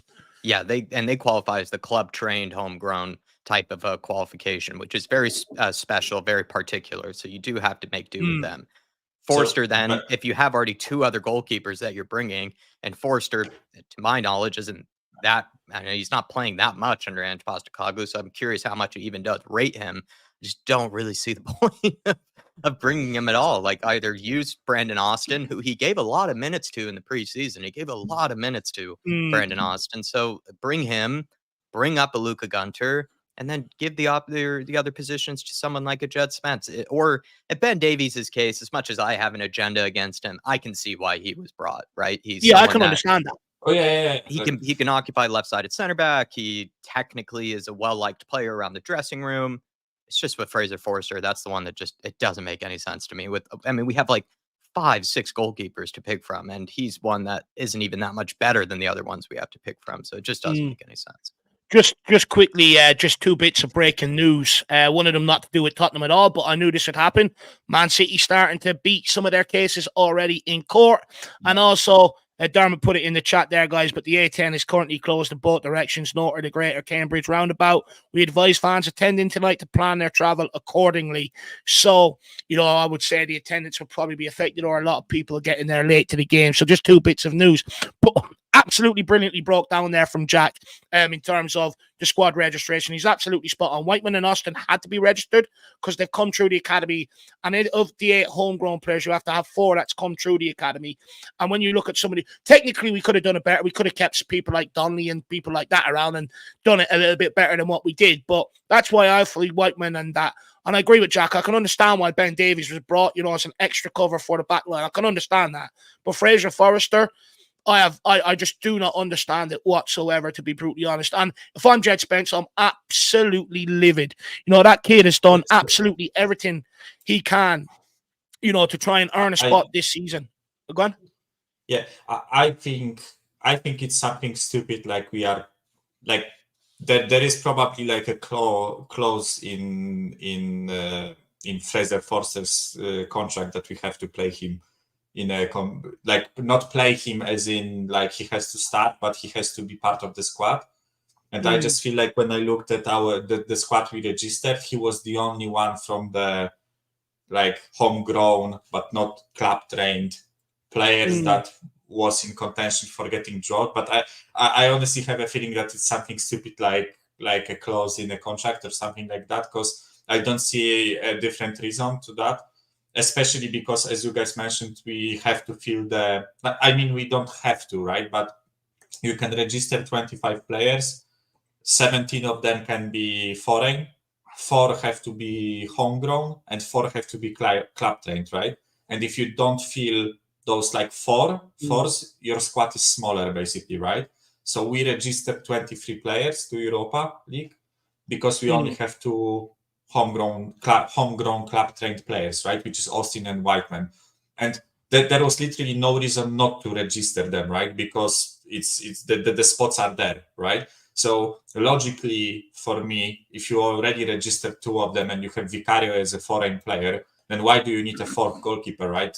Then there is no point in registering Fraser Forster, which this is why it leads me to believe that he has a clause in his contract, right?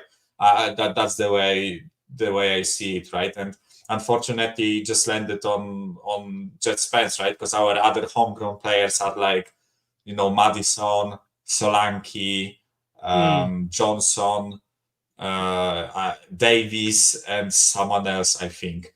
So for me, like, those players were still higher in the pecking order than Jet Spence, right? Which is harsh, and I am pissed off too, right? I don't like the fact that he's not registered too, but unfortunately, it's just the way it landed itself, right? And I know it's stupid, but we've my problem is we've created a problem. Even if that was in Fraser Forster's contract, then don't renew it like they did then for an extra year. Just don't renew it. Definitely. I don't see a reason why we renewed his contract, right? Like, we've completely left ourselves short at fullback, where now we were in a situation where we have to play one of Porro, Romero, Van de Ven, or Adoji in every single one of these games, and it's not an ideal situation, especially with how long Van de Ven's been out with his hamstrings. Adoji has multiple different injuries.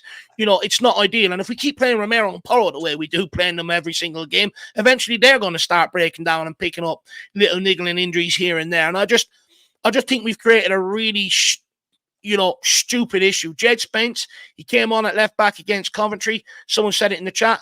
Probably saved Ange Postecoglou's job. Pre-season, played at right back, gave us something a little bit different to Pedro Porro. Pedro Porro's a great crosser of the ball, a great passer of the ball, and a goal threat. But Jed Spence is direct. He can change a game, in that split of a second. And I just don't understand why we've created this issue and left ourselves short. We've also let Ashley Phillips go out on loan.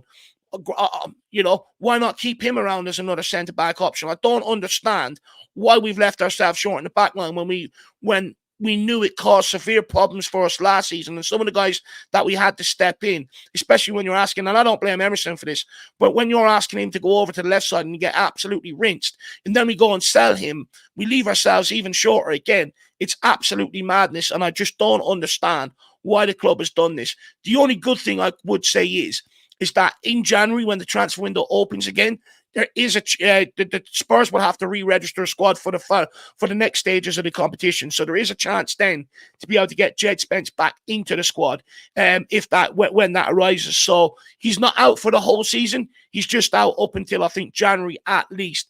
But it's not ideal. This period we've got coming up is when the bulk of the games come in thick and fast. And this is when, ideally, we need Jed Spence, to be brutally honest. And if I'm Jed Spence, I'm doing my absolute nothing. Yes, it's a two-way street. He showed some poor attitude, but I think there has to be a lot of understanding around why. And if you were in his position, you would have probably done the same. When there's nothing you can do, the manager just won't play you. And he's done, he's come back under Postecoglou, fresh head, new attitude, earned these minutes pre-season, earned himself into the squad, then to be turned around and be left out of it. It's a bit like Sergio Reguilon when he went to Man United. One day he's told he's in the squad, 2 days later he's called in, you're not in the squad, no longer in the squad, you're going out. It's absolutely madness. And, this is why it's important for the club. And they've made good strides in it over the last little while. But this is why I've always been banging on about this homegrown side of the squad for, as long as I've ever been on YouTube, because this is where it matters. This is where we pay the repercussions of it. This is where you piss off players in your squad, around this. So this is why they need to continue to rectify this properly going forward. This is why I also say this is why they need to start bringing some of these youngsters through, because no matter what, you're always going to, if it's Champions League, Europa League, Europa Conference League, you have to have 4 club-trained players. And there's no better time than now, with some of the raw talent we've got there, natural talent we've got there, to start blooding these guys, getting them through, and have your 4 for the next 5 to 10 years solved going forward.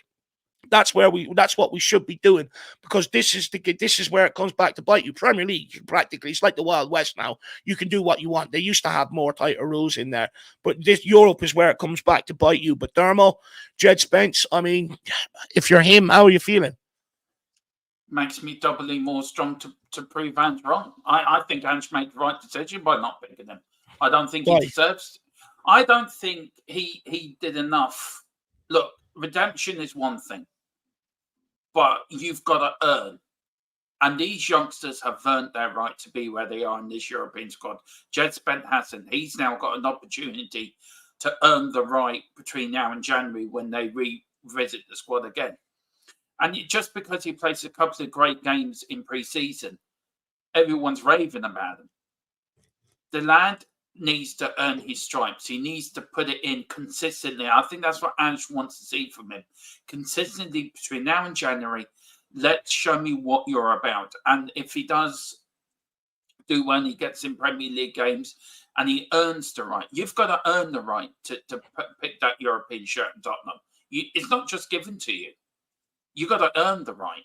And he has to earn the right to play in Europe. Now, not everyone's going to agree with me. I really don't care if they don't agree with me. It's down to them. I don't give a shit. But in my view, he hasn't earned the right to just play in Europe. Just you speak about consistency, though, Dermo, right? Yeah. Anytime he played pre-season, he was consistent. Yeah, he got his a couple of minutes against Coventry. He was consistent and saved Ange Postecoglou's job. So some would argue there is consistency. Yeah, there is, but I want to see consistency between now and January. And this is what Ange wants to see from him as well. But how can he show consistency between now and January when half of the games that he would be playing and he's been left out of? Yeah, I just don't think he's earned the right to play in Europe. And maybe Ange doesn't fancy him, in Europe. Maybe there's something there, Ange. We don't see what it's like every day in training. We can only go off by clips. We can only go by off our guts. What we think. I didn't think Johnson should start every week, but he did pick him. You're his number one fan. Yeah, but he has to earn his right as well. Every player has to earn their right. When they're given that shirt, they have to earn the right to say, I'm good enough for me to be in this squad in this part of the European competition. Whatever Ange has seen in training or whatever he's trying to build his confidence up again, because don't forget, guys, his confidence was absolutely shot to pieces under Conte. That player had to rebuild himself up again. And he's had to rebuild himself up again. And maybe Ange feels putting him into this part of Europe is too soon for him. Maybe he feels he needs another couple of months to rebuild his confidence, rebuild himself up as a player. And then when it comes to January, they'll add him back in. I that's how I say. I know not everyone's going to agree with me, but that's just my opinion on it. Yeah. No, look, I hear you. It's gone down like a lead balloon, but I hear you. I know it's gone down like a lead balloon. I half expected it went going down like a lead balloon. I knew it was going to go down like a lead balloon, but I understand what you're saying, but if I'm Jed Spence, and I do feel like it's a two-way street. Daniel Levy was the one that negotiated that deal and brought him in here against Conte's wishes. And no matter what Conte done, no matter what Jed Spence done in training or work, it didn't matter. Conte was never going to play him because he used it as a point to Daniel Levy. And if you're Jed Spence, you've earned your dream move to the Premier League, and it's been absolutely railroaded due to things out of your control. I'm sorry. If you're a 22-year-old lad, you are going to lose your head. Yes, there's stories about him partying late, but if I'm him, why wouldn't I be out partying? What else have you got to do when it doesn't matter what you do? The manager's not, let me finish, Darmo. When the manager's not going to pick him, right? If I'm Jed Spence, I'm probably going to do the exact same thing. Yes, he continued at Leeds, but, he's already done the championship. He didn't want to be there. He went out to, it worked out for him there, and he's come back, and he seems to be a bit more mature, a bit more level-headed about the situation. And because it's not entirely his fault, I do think the club have a duty where they need to come and meet this guy halfway, and give him that opportunity. Like, I get what you're saying about he needs to earn it, but Tyler makes a great point. What players have been in these squads in years gone by that have earned it? None of them. Absolutely none of them. With Jed Spence, I get he's got a point to prove, but you also have to give him the opportunity. The only games he has now is the Qarabag Cup, because Premier League he's probably further down the pecking order than everybody else. So he's not really going to have the opportunity between now and January to really earn his spot and prove things. And I just feel like because the club created this situation with the guy, I do think they should meet him somewhere and give him give each other an opportunity to get it sorted out. What's best for each other rather than, this constant loggerheads. It's not right. It's not right. And I do feel sorry for Jed Spence. Look, I'm the first one to go and criticize a player when they're being a knob and stuff like that. But on this occasion, I actually feel for Jed Spence, to be brutally honest with you. Can I respond to that, Dave? Yeah. If that's all right, please. I mean, I feel for him as well. Don't get me wrong. I'm rooting for him. I really want him to prove. And look, if it went down like a lead balloon or not, I really don't care. It's my opinion, and I'll stick to that. I'll stick to my guns. Always have done. Always will do. I'll always stick to how I feel. And where I agree with you, where the Conte and it wasn't Conte. I agree with you with the Conte and Levy thing. Conte was only doing us a favour anyway. Conte didn't want to be at Tottenham anyway. Let's be honest. He didn't really want to be with us anyway. So, but I get your point. But my point is, Ange have seen something, and maybe they've had a talk about it, and maybe they've decided together. We don't know what goes behind closed doors. Maybe they've had a conversation, and maybe they've come to a understanding. Well, look, how do you feel? And maybe Ange is taking that into consideration. So we don't know. There's many other considerations or many other avenues that we maybe haven't considered. I feel sorry for him. Yes, I agree with you. But I feel at the end of the day, I feel Jed Spence will come back as a stronger, better player for Tottenham Hotspur for the future. I really do. And I'm really rooting for him. I want him to come back and prove everyone wrong. But I just feel there's something's gone on in the background. And we don't know what's gone on. But maybe they've come to the decision, maybe this isn't for him at this part of the competition. Doesn't mean he's not going to get in January. And if Porro or Destiny get injured, he's back up to them anyway. So he will get his minutes. So, look, it is what it is. It leaves us short. It's not ideal. No, it's not ideal. But I hear what you're saying, but I do question about, something gone on that we don't know about. Because if that's the case, sell him in the window. Then you don't need to keep him around for the Premier League squad at all. If you've done enough to earn his right to be in the Premier League squad, and stay around, then obviously something hasn't gone on in the background. Him not being registered in Europe has nothing to do with any behavioural issues or stuff like that. It's to do with box ticking exercises, and one that I think the club got wrong. Personally, I think I get what you're saying, but I just it doesn't make sense then to keep him around for the Premier League squad if something's gone on. Then you know what I mean? It doesn't make sense to bring him off the bench against Coventry if something's gone on. Yeah. Look, if you're going to prove a point for the Europa League, you prove a point for every game. Yeah. Look, I don't know. It's just how I see it. And fair enough. I always respect everyone's opinion. I respect your opinion, David, and I know you respect mine. And we don't normally see things differently. To be fair. We always see sort of something at different angles, and we always come into the same area. But this one, I think it's only rare me disagree on anything. We won't be singing Kumbaya on this one anyway. No, we won't be. But look, as I said, I respect your opinion and I understand where you're coming from, and I do get what you're saying. I really do. But it's just how I feel. But no, and what I love about it is, well, you will stick to your guns as much as I will stick to mine. And maybe it's the Irish sort of in us that we don't give up. We don't like to be wrong. No, look, it's not about being wrong. I'm just going to back Jed Spence on this because I think there's been a lot of, everyone sort of read he's been, he lives near the coach or someone at Tottenham, and there's reports of him partying late up at night. Okay, grand, but why wouldn't you stay up late at night at a party? What else have you got to do when it doesn't matter what you turn up to train tonight, because you could go in there, fully on your best. It doesn't matter what you're going to do. Conte ain't going to take any notice of you because he's in a power struggle with the ownership over you. So it's sort of like, you're going to lose your head. And I do feel sorry to him to a regard. And I think, there was a bit of unfair reporting around him at the time. But anyway, we'll end it on what Wembley One here says. I'll bring up RST's comments and then the lineup should be out and we'll get them up. Wembley One says the situation regarding Spence and why he had to be left out is the end result of catastrophically poor homegrown recruitment and development over the last decade. And that's absolutely spot on. And, I know some people say, "But David's boring, stop being a football nerd. No one cares about the squad registration and stuff." But, that's why I keep banging on about the importance of your homegrown players, academy players and stuff like that. Because if you want to compete in Europe, you've got to have a full 25-man squad.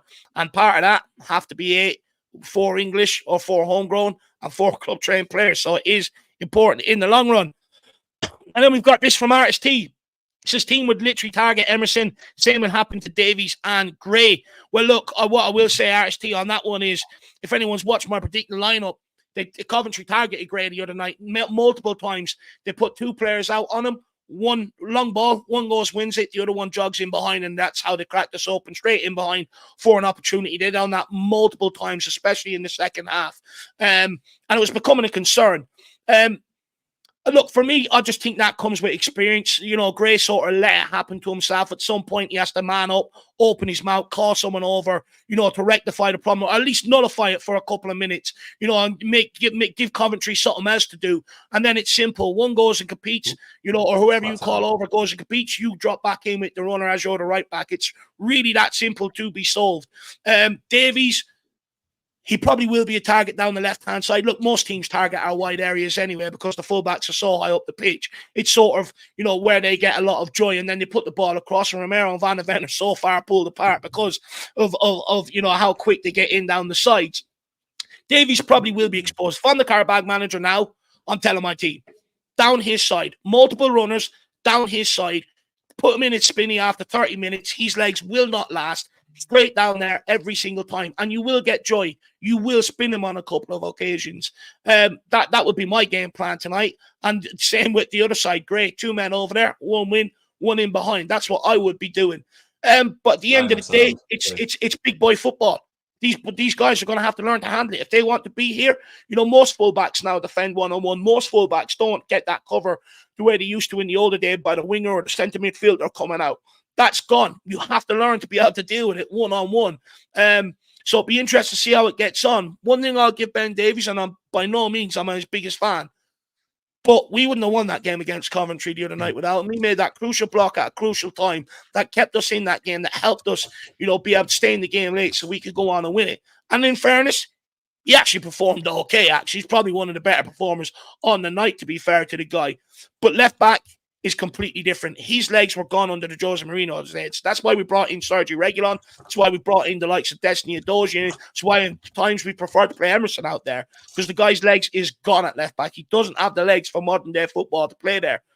But the only hope is that you got Radu and Radu and Van de Ven inside, and they can cover for them with big long strides and snuff out the counters. But RST, if we're good in possession tonight, we bombard them.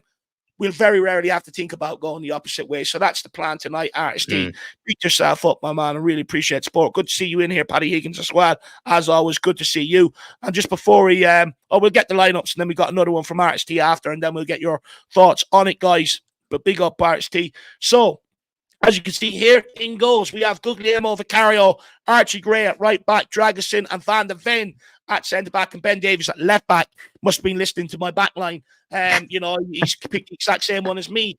Basuma, Sarah, and Bergval, he's obviously listened to my midfield selection as well.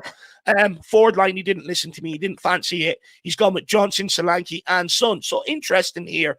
Yeah. There is a lot of changes. Sarah's been on the periphery lately. Basuma's coming back from injuries. Davies on the periphery, Dragusin, Gray, Bergval. But he's added that bit of experience in the front line, to try and help us. I think the plan would get the game early, hopefully go and score a few goals, get it over and done with early, get Solanke, Johnson and Son off, get Lancashire, Mikey Moore, players like that on the pitch. That's what I would suggest he's probably hoping for. But also, to treat them playing again, it's another opportunity, and they're not going to get a better opportunity. They're going to be camped in the opposition half to get them nitty-gritty sorted out in that forward line, to make us free-flowing, to make us a lot more potent. So more time to play with each other, and hopefully that is the case today. Jack, who's on the bench? Yes, let me scroll down there. But Dave, you were spot on certain parts with your with your predicted lineup, and unfortunately, I think Ange though has gone for a version of a stronger lineup here to appease maybe fans, or also just to start off on the right foot. But Fraser Forster is on the bench with Brandon Austin, 2 goalkeepers on the bench. Makes sense of that. Pedro Porro there, Udogie. We also have Bentancur, Madison, Kulusevski. Mikey Moore makes the bench. Werner does as well, and a certain Lancashire is on the bench as well, wondering if he will relieve maybe Solanke at some point in this match, if that does end up happening, or if there's a chance to do so. That would be nice to see. And Mikey Moore could come on as well, maybe instead of someone like Timo Weenie. No Hall, no Gunter, which is interesting. They must just be brought to sort of give them that match day experience, maybe. Yep. Yeah, I think you were right about that with Gunter, especially where maybe he's just being rewarded for being a talented goalkeeper in the academy who shouldn't just be watching this from home like the rest of us losers. He should be able to at least experience the game in some sort of regard, like as if he is going to be, included in the lineup or as a player. And I think that's fair, right? To want to include him at least in the match day festivities, all the preparation, the warm up, give him that first hands-on experience. And same thing for someone like a Tyrese Hall. So I think you were spot on about that from earlier. No, interesting. Look, Like it's good experience for the boys, to what it's like and stuff like that. Very good experience. But look, before we go into it, guys, I do have just one more super chat here from RST. He says this wouldn't be the first time the club have lied to players. Spencer's just another victim. Well, look, that's 100% true. Some of the top players have been lied to for years that they're going to get other players in to help them out.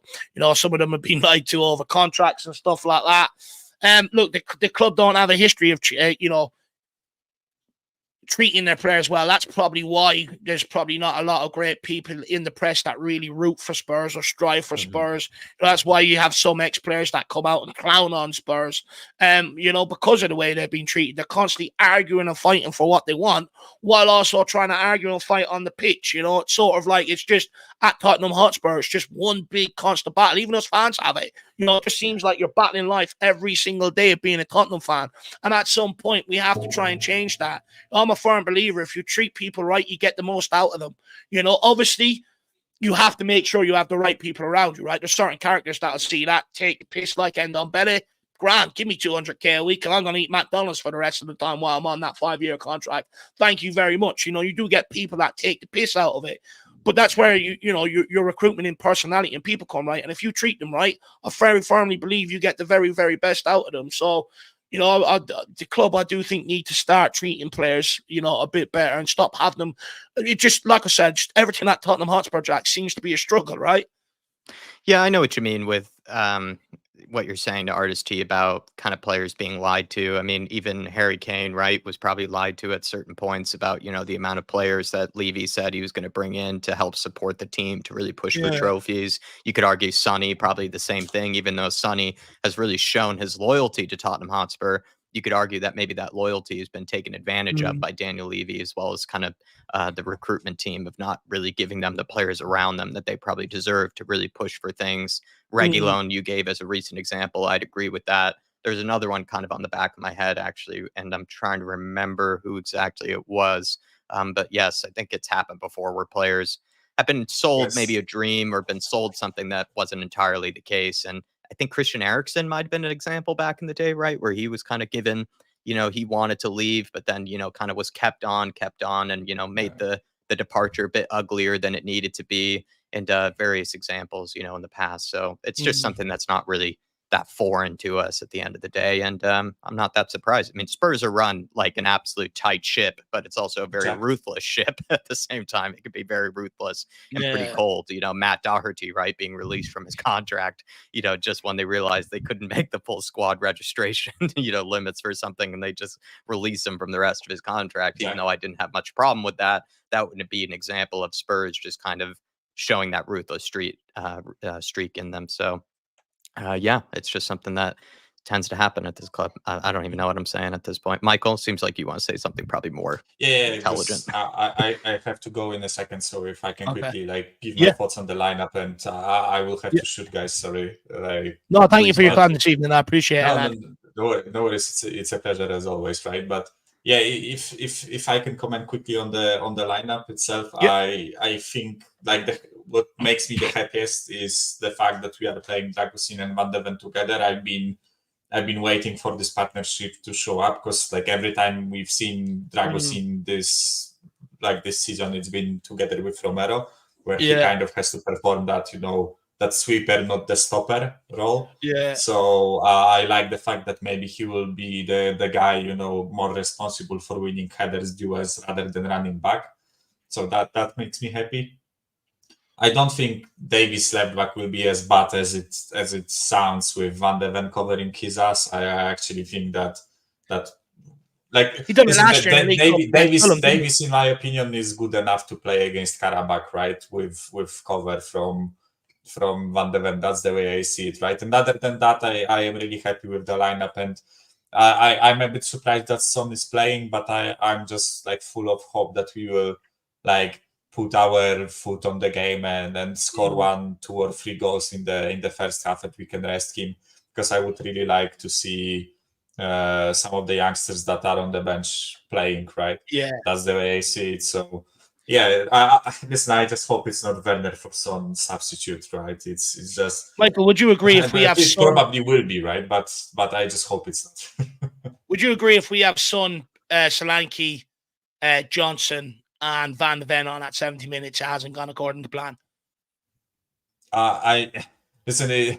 If we have to keep them on for 70 minutes, then that means that something has went horribly wrong with the game, and then it's like, listen, guys. For me, anything else but a win with at least 2 goals difference today is a pathetic result. I've said everything about like giving like respect to the opposition, right? But I am still of firm belief that we are much better side than Qarabag. Yeah. Let's be honest about it, right? So for me, like at least 2 goals difference win today, and for like I would love a clean sheet, but I kind of lost hope. So so for me, like I think it should be at least 3-1, 4-1, something like that, right? Because as plenty of chatters have mentioned already, like goal difference will be important in this league format, right?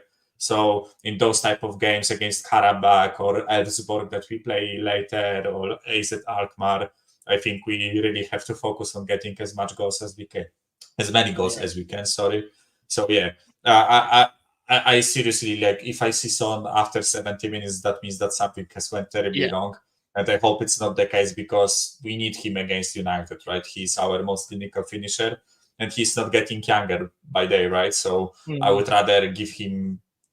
Honestly, I'm happy that he's playing, because he's the captain, right? And he's that like leader of this team. Whether we think he is like, showing the leader-like capabilities, that's a different thing, but he's still the captain. And I'm honestly happy that he is out there, first game back in Europe, all that stuff. But I think if we had the chance to take him on, even if it's halftime, we are winning 2-0 or something, give someone else a chance, right? Rather than keeping him on the pitch for 70 minutes. But that's it for me today, guys. Thank you, Michael. Great job, Michael. And I have to go. So cheers. Have a good evening. Guys. Bye-bye, Get Michael. the Tiskies out. Enjoy Europe, Michael. Big up, Michael. Really enjoyed his contribution, guys. Make sure you give him plenty of love in the chat there. But guys, what we'll do is, Jack, I won't get your thoughts on the lineup. We'll save yours and mine for the watch along. Keep people in suspense. We've got a new member here, Oder S. Fasir. As you can see, I've been working on my Latin. Many layers to Dave here, as you can see. But really appreciate you becoming a new YouTube member, my man. Really appreciate the support. I'll just check what membership you've grabbed there now. Grab the Flat Cat membership.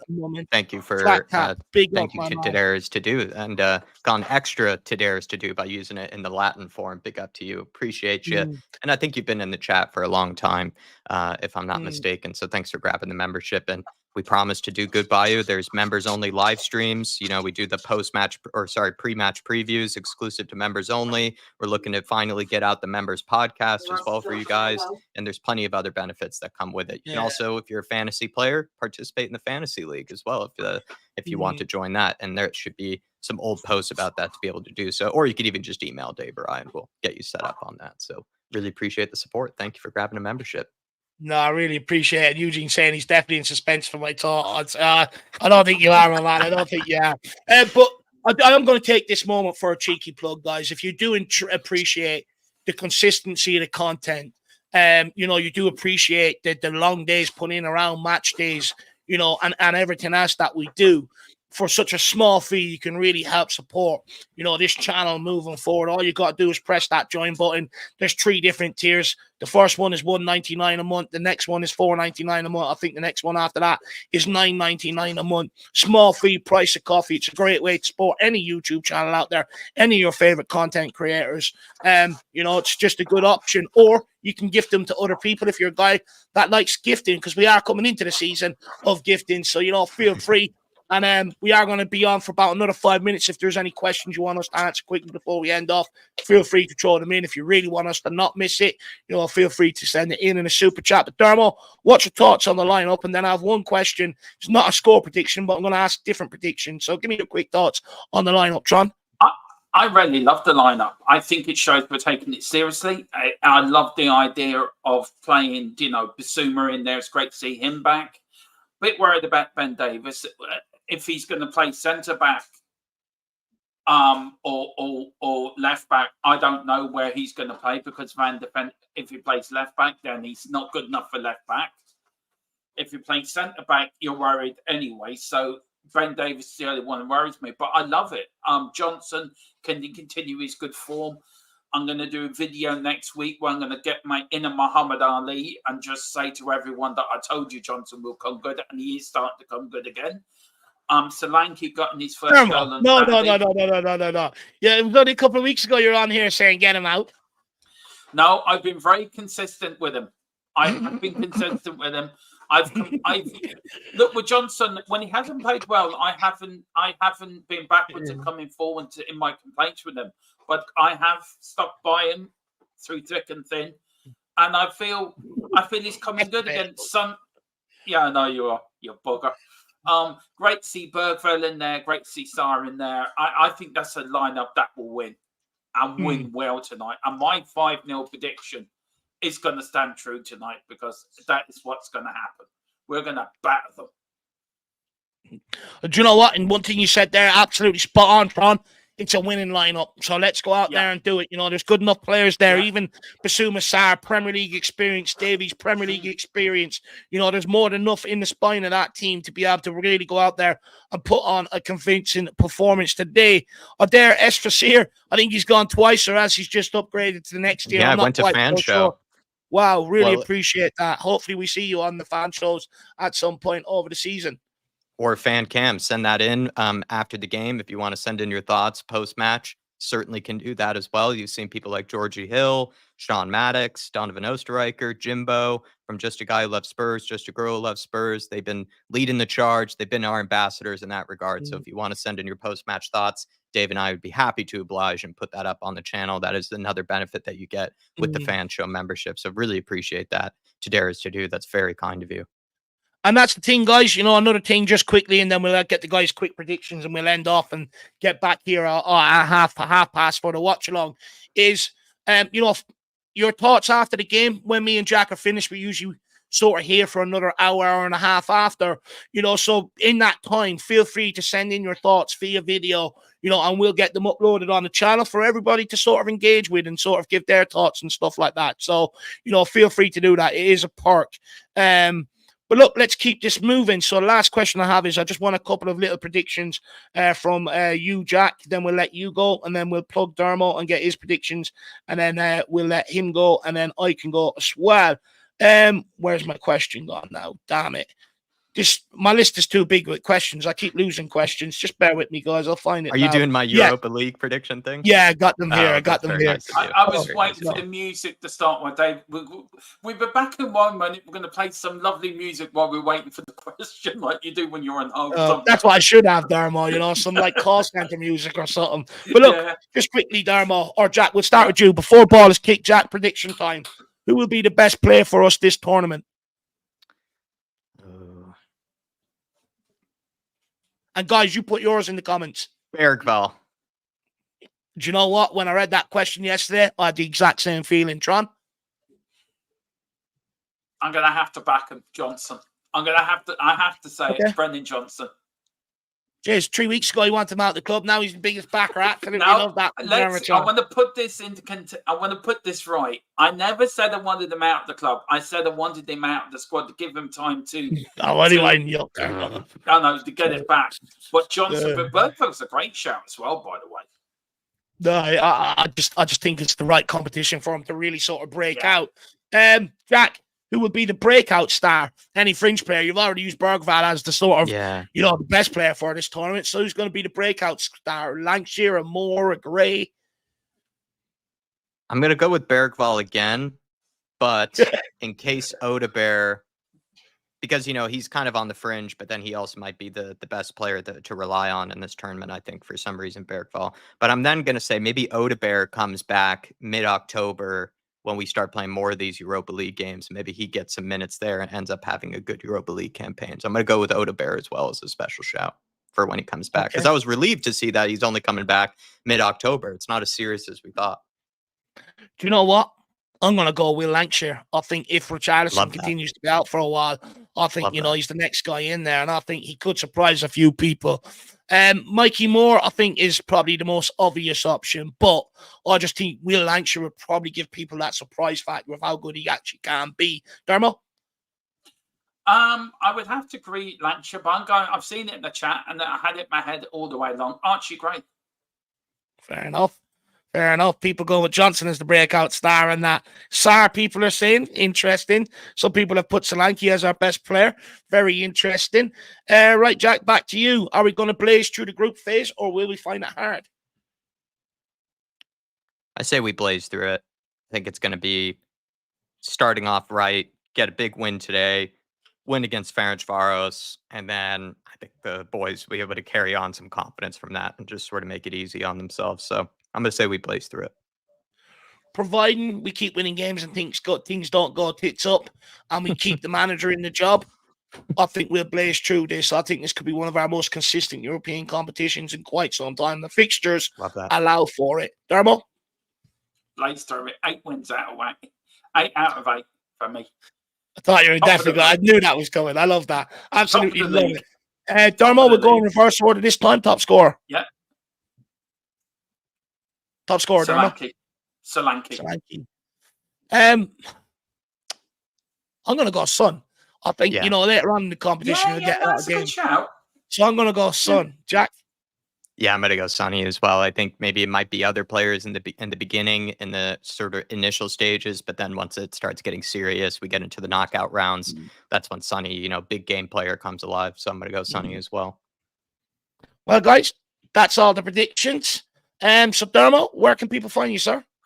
Yeah, if you like what I have to say and you like a bit of delusion or you like a little bit of something different, you can find me and Tequila and Colm and Carl over and Boris as well, over, who's been doing a brilliant job while I've been on my holidays, taking over the watch-alongs for me and doing all the work for me while I've been away. But no fear, Dermotron will be back on Sunday from normal. Yeah, find me at THFC till I die. We're still on the march for 2K. I mean, this march to 2K is taking longer than Moses walking through the desert. But he did finally get to the promised land. So I'm being a bit like Moses. I'm hoping to get to 2K, which is my promised land, and then get to 3K. But yeah, if you want to help an old Spurs fella along, hit the like, hit the subscribe, get to 2K. But do it here first as well. This is the channel that gave me my platform, and this is the channel that gave me my break and gave me my confidence to do what I do. And I couldn't do it without these lads. So thank you. Please like and subscribe here as well. I tell you, they're the same on screen as there are off screen. And that's the biggest compliment I can pay to the pair of them. They are exactly who they are off screen as they are on screen. Two of the nicest lads on YouTube, brothers, family, and that's what I consider the pair of them. So come on, you Spurs. Very nice, John. Very nice of you. Dave's on mute. It's so unprofessional. I was going to say, no, I appreciate that, Dermot. You know what? You do cheer us up. Even though I disagree with some things you say and that, which is normal, like we're human beings. Yeah. You do provide me some great entertainment. You do make me laugh. You do make me smile. And it's been a pleasure to have you on these shows. So, Dermot, thank you very much. And people, don't be mean. Don't be tight. Don't be Daniel Levy. Get over there. Smash that subscribe button. Also, hit the like before you leave here as well. Don't be rude. I mean, you wouldn't walk out your mother's house without giving her a hug. So make sure you don't leave this house without smashing that like button. That'd be lovely. And then Drew Zilla says, let's go. Great lineup. Johnson is my boy. You know I've backed him every day or since day one, lads. Come on, you Spurs. And do you know what, Drew? I'll give you no grief like I give Dermo because you never wavered. You've never wavered. We've even had phone conversations about Brennan Johnson. So do you know what? Fair play to you, my man. And hopefully he's coming out the right side. What I would say, don't celebrate too early. There's still time for it. It could just be a little purple patch. But he's got a platform and hopefully confidence now to build off going forward. Let's see what he can do. If he can double down again tonight. I mean, Jack pulled out a fantastic tweet where some guy said Johnson's going to go 10 out of 10. If he scores tonight, I'm heading down to the bookies first thing tomorrow morning. I'm putting that on. At least 5 out of 5 anyway. Because you know what? One thing I've noticed, and I've gone back and watched highlights and games and stuff, the chances always seem to fall to him. True. You know, a lot of the majority of the chances fall his way. Now, some would contest. That's because most people think he's useless and don't bother marking him. But it does not matter. The chances still fall to this guy. So there is a possibility that can happen. But big up, Drew. Hopefully you're keeping well. Much love from all of us here. We know you're going through a difficult time. But, you know, not like Brennan Johnson, you're the love of your life to go on a little run, Drew, and, you know, put a little bit of a smile on your face, my man. But, guys, that's it for myself. Oh, Jacko, sorry. Have you anything to say to Drew before and the people there before we end off? Drew, absolutely love your faith in the guy Johnson. I think he needs to have fans like yourself to push him through, because he does seem like a player that goes through maybe little confidence dips where he needs the backing of, you know, either teammates or, you know, fans and things like that. He's not someone that, you know, is going to be completely delusional and, you know, kind of like, he's kind of different to an Emerson. Like Emerson would put in a stinker and, you know, be more confident after doing that, right? Whereas Johnson has a bit more humbleness to himself. Seems like a really good guy at the end of the day. Very good looking as well. And I think he deserves a lot of fans like yourself that show him that love and that faith. And as long as Johnson's scoring, Spurs are winning, right? So let's just have him keep scoring and Spurs will likely be winning. And looking forward to it. I'm going to go for a 3-1 here today, Dave. That's what I think I said originally, 3-1. And I think that's a convincing enough result and a convincing enough performance usually when you get a 3-1. Well, I'm about to get my mop a bucket because I think we're going to mop them up today, and hopefully that is the plan. Cozy's still on his way to the stadium. Cozy, I know what it's like being late. You know, me and Nick were running a bit late for the London Derby. It was push and go, you know, but we got there in the end. We did get there on time, but I know what it's like. It's nervous, and it's, you know, coming into Tottenham, there can be awful traffic, and if you're stuck in it, it's an absolute nightmare. And the minute you think about going out and walking, the traffic moves, and you're like, finally, and then it stops again. Just hold your composure when you get there. Grab yourself a nice quick beer, straight out there and start singing, you know, when the Spurs go marching in, because we're back in Europe, the Lily Whites under the lights. It's what we live for. See you guys back here at 4:30 to watch along. Have a good evening all. Massive thank you to everybody tuning in today and everyone who's gone the extra mile. Wembley 1, Lazy 8, Drew Zilla, Big Mike, Inacoma, Donovan Oosterreicher, Artist T, all there, S for Sear as well. Everyone, Legends. Come on, you Spurs. Get the beers out. Get the sandwiches ready. See you in about 20. Big up, everyone. Thanks for all the support today. Come on, you Spurs.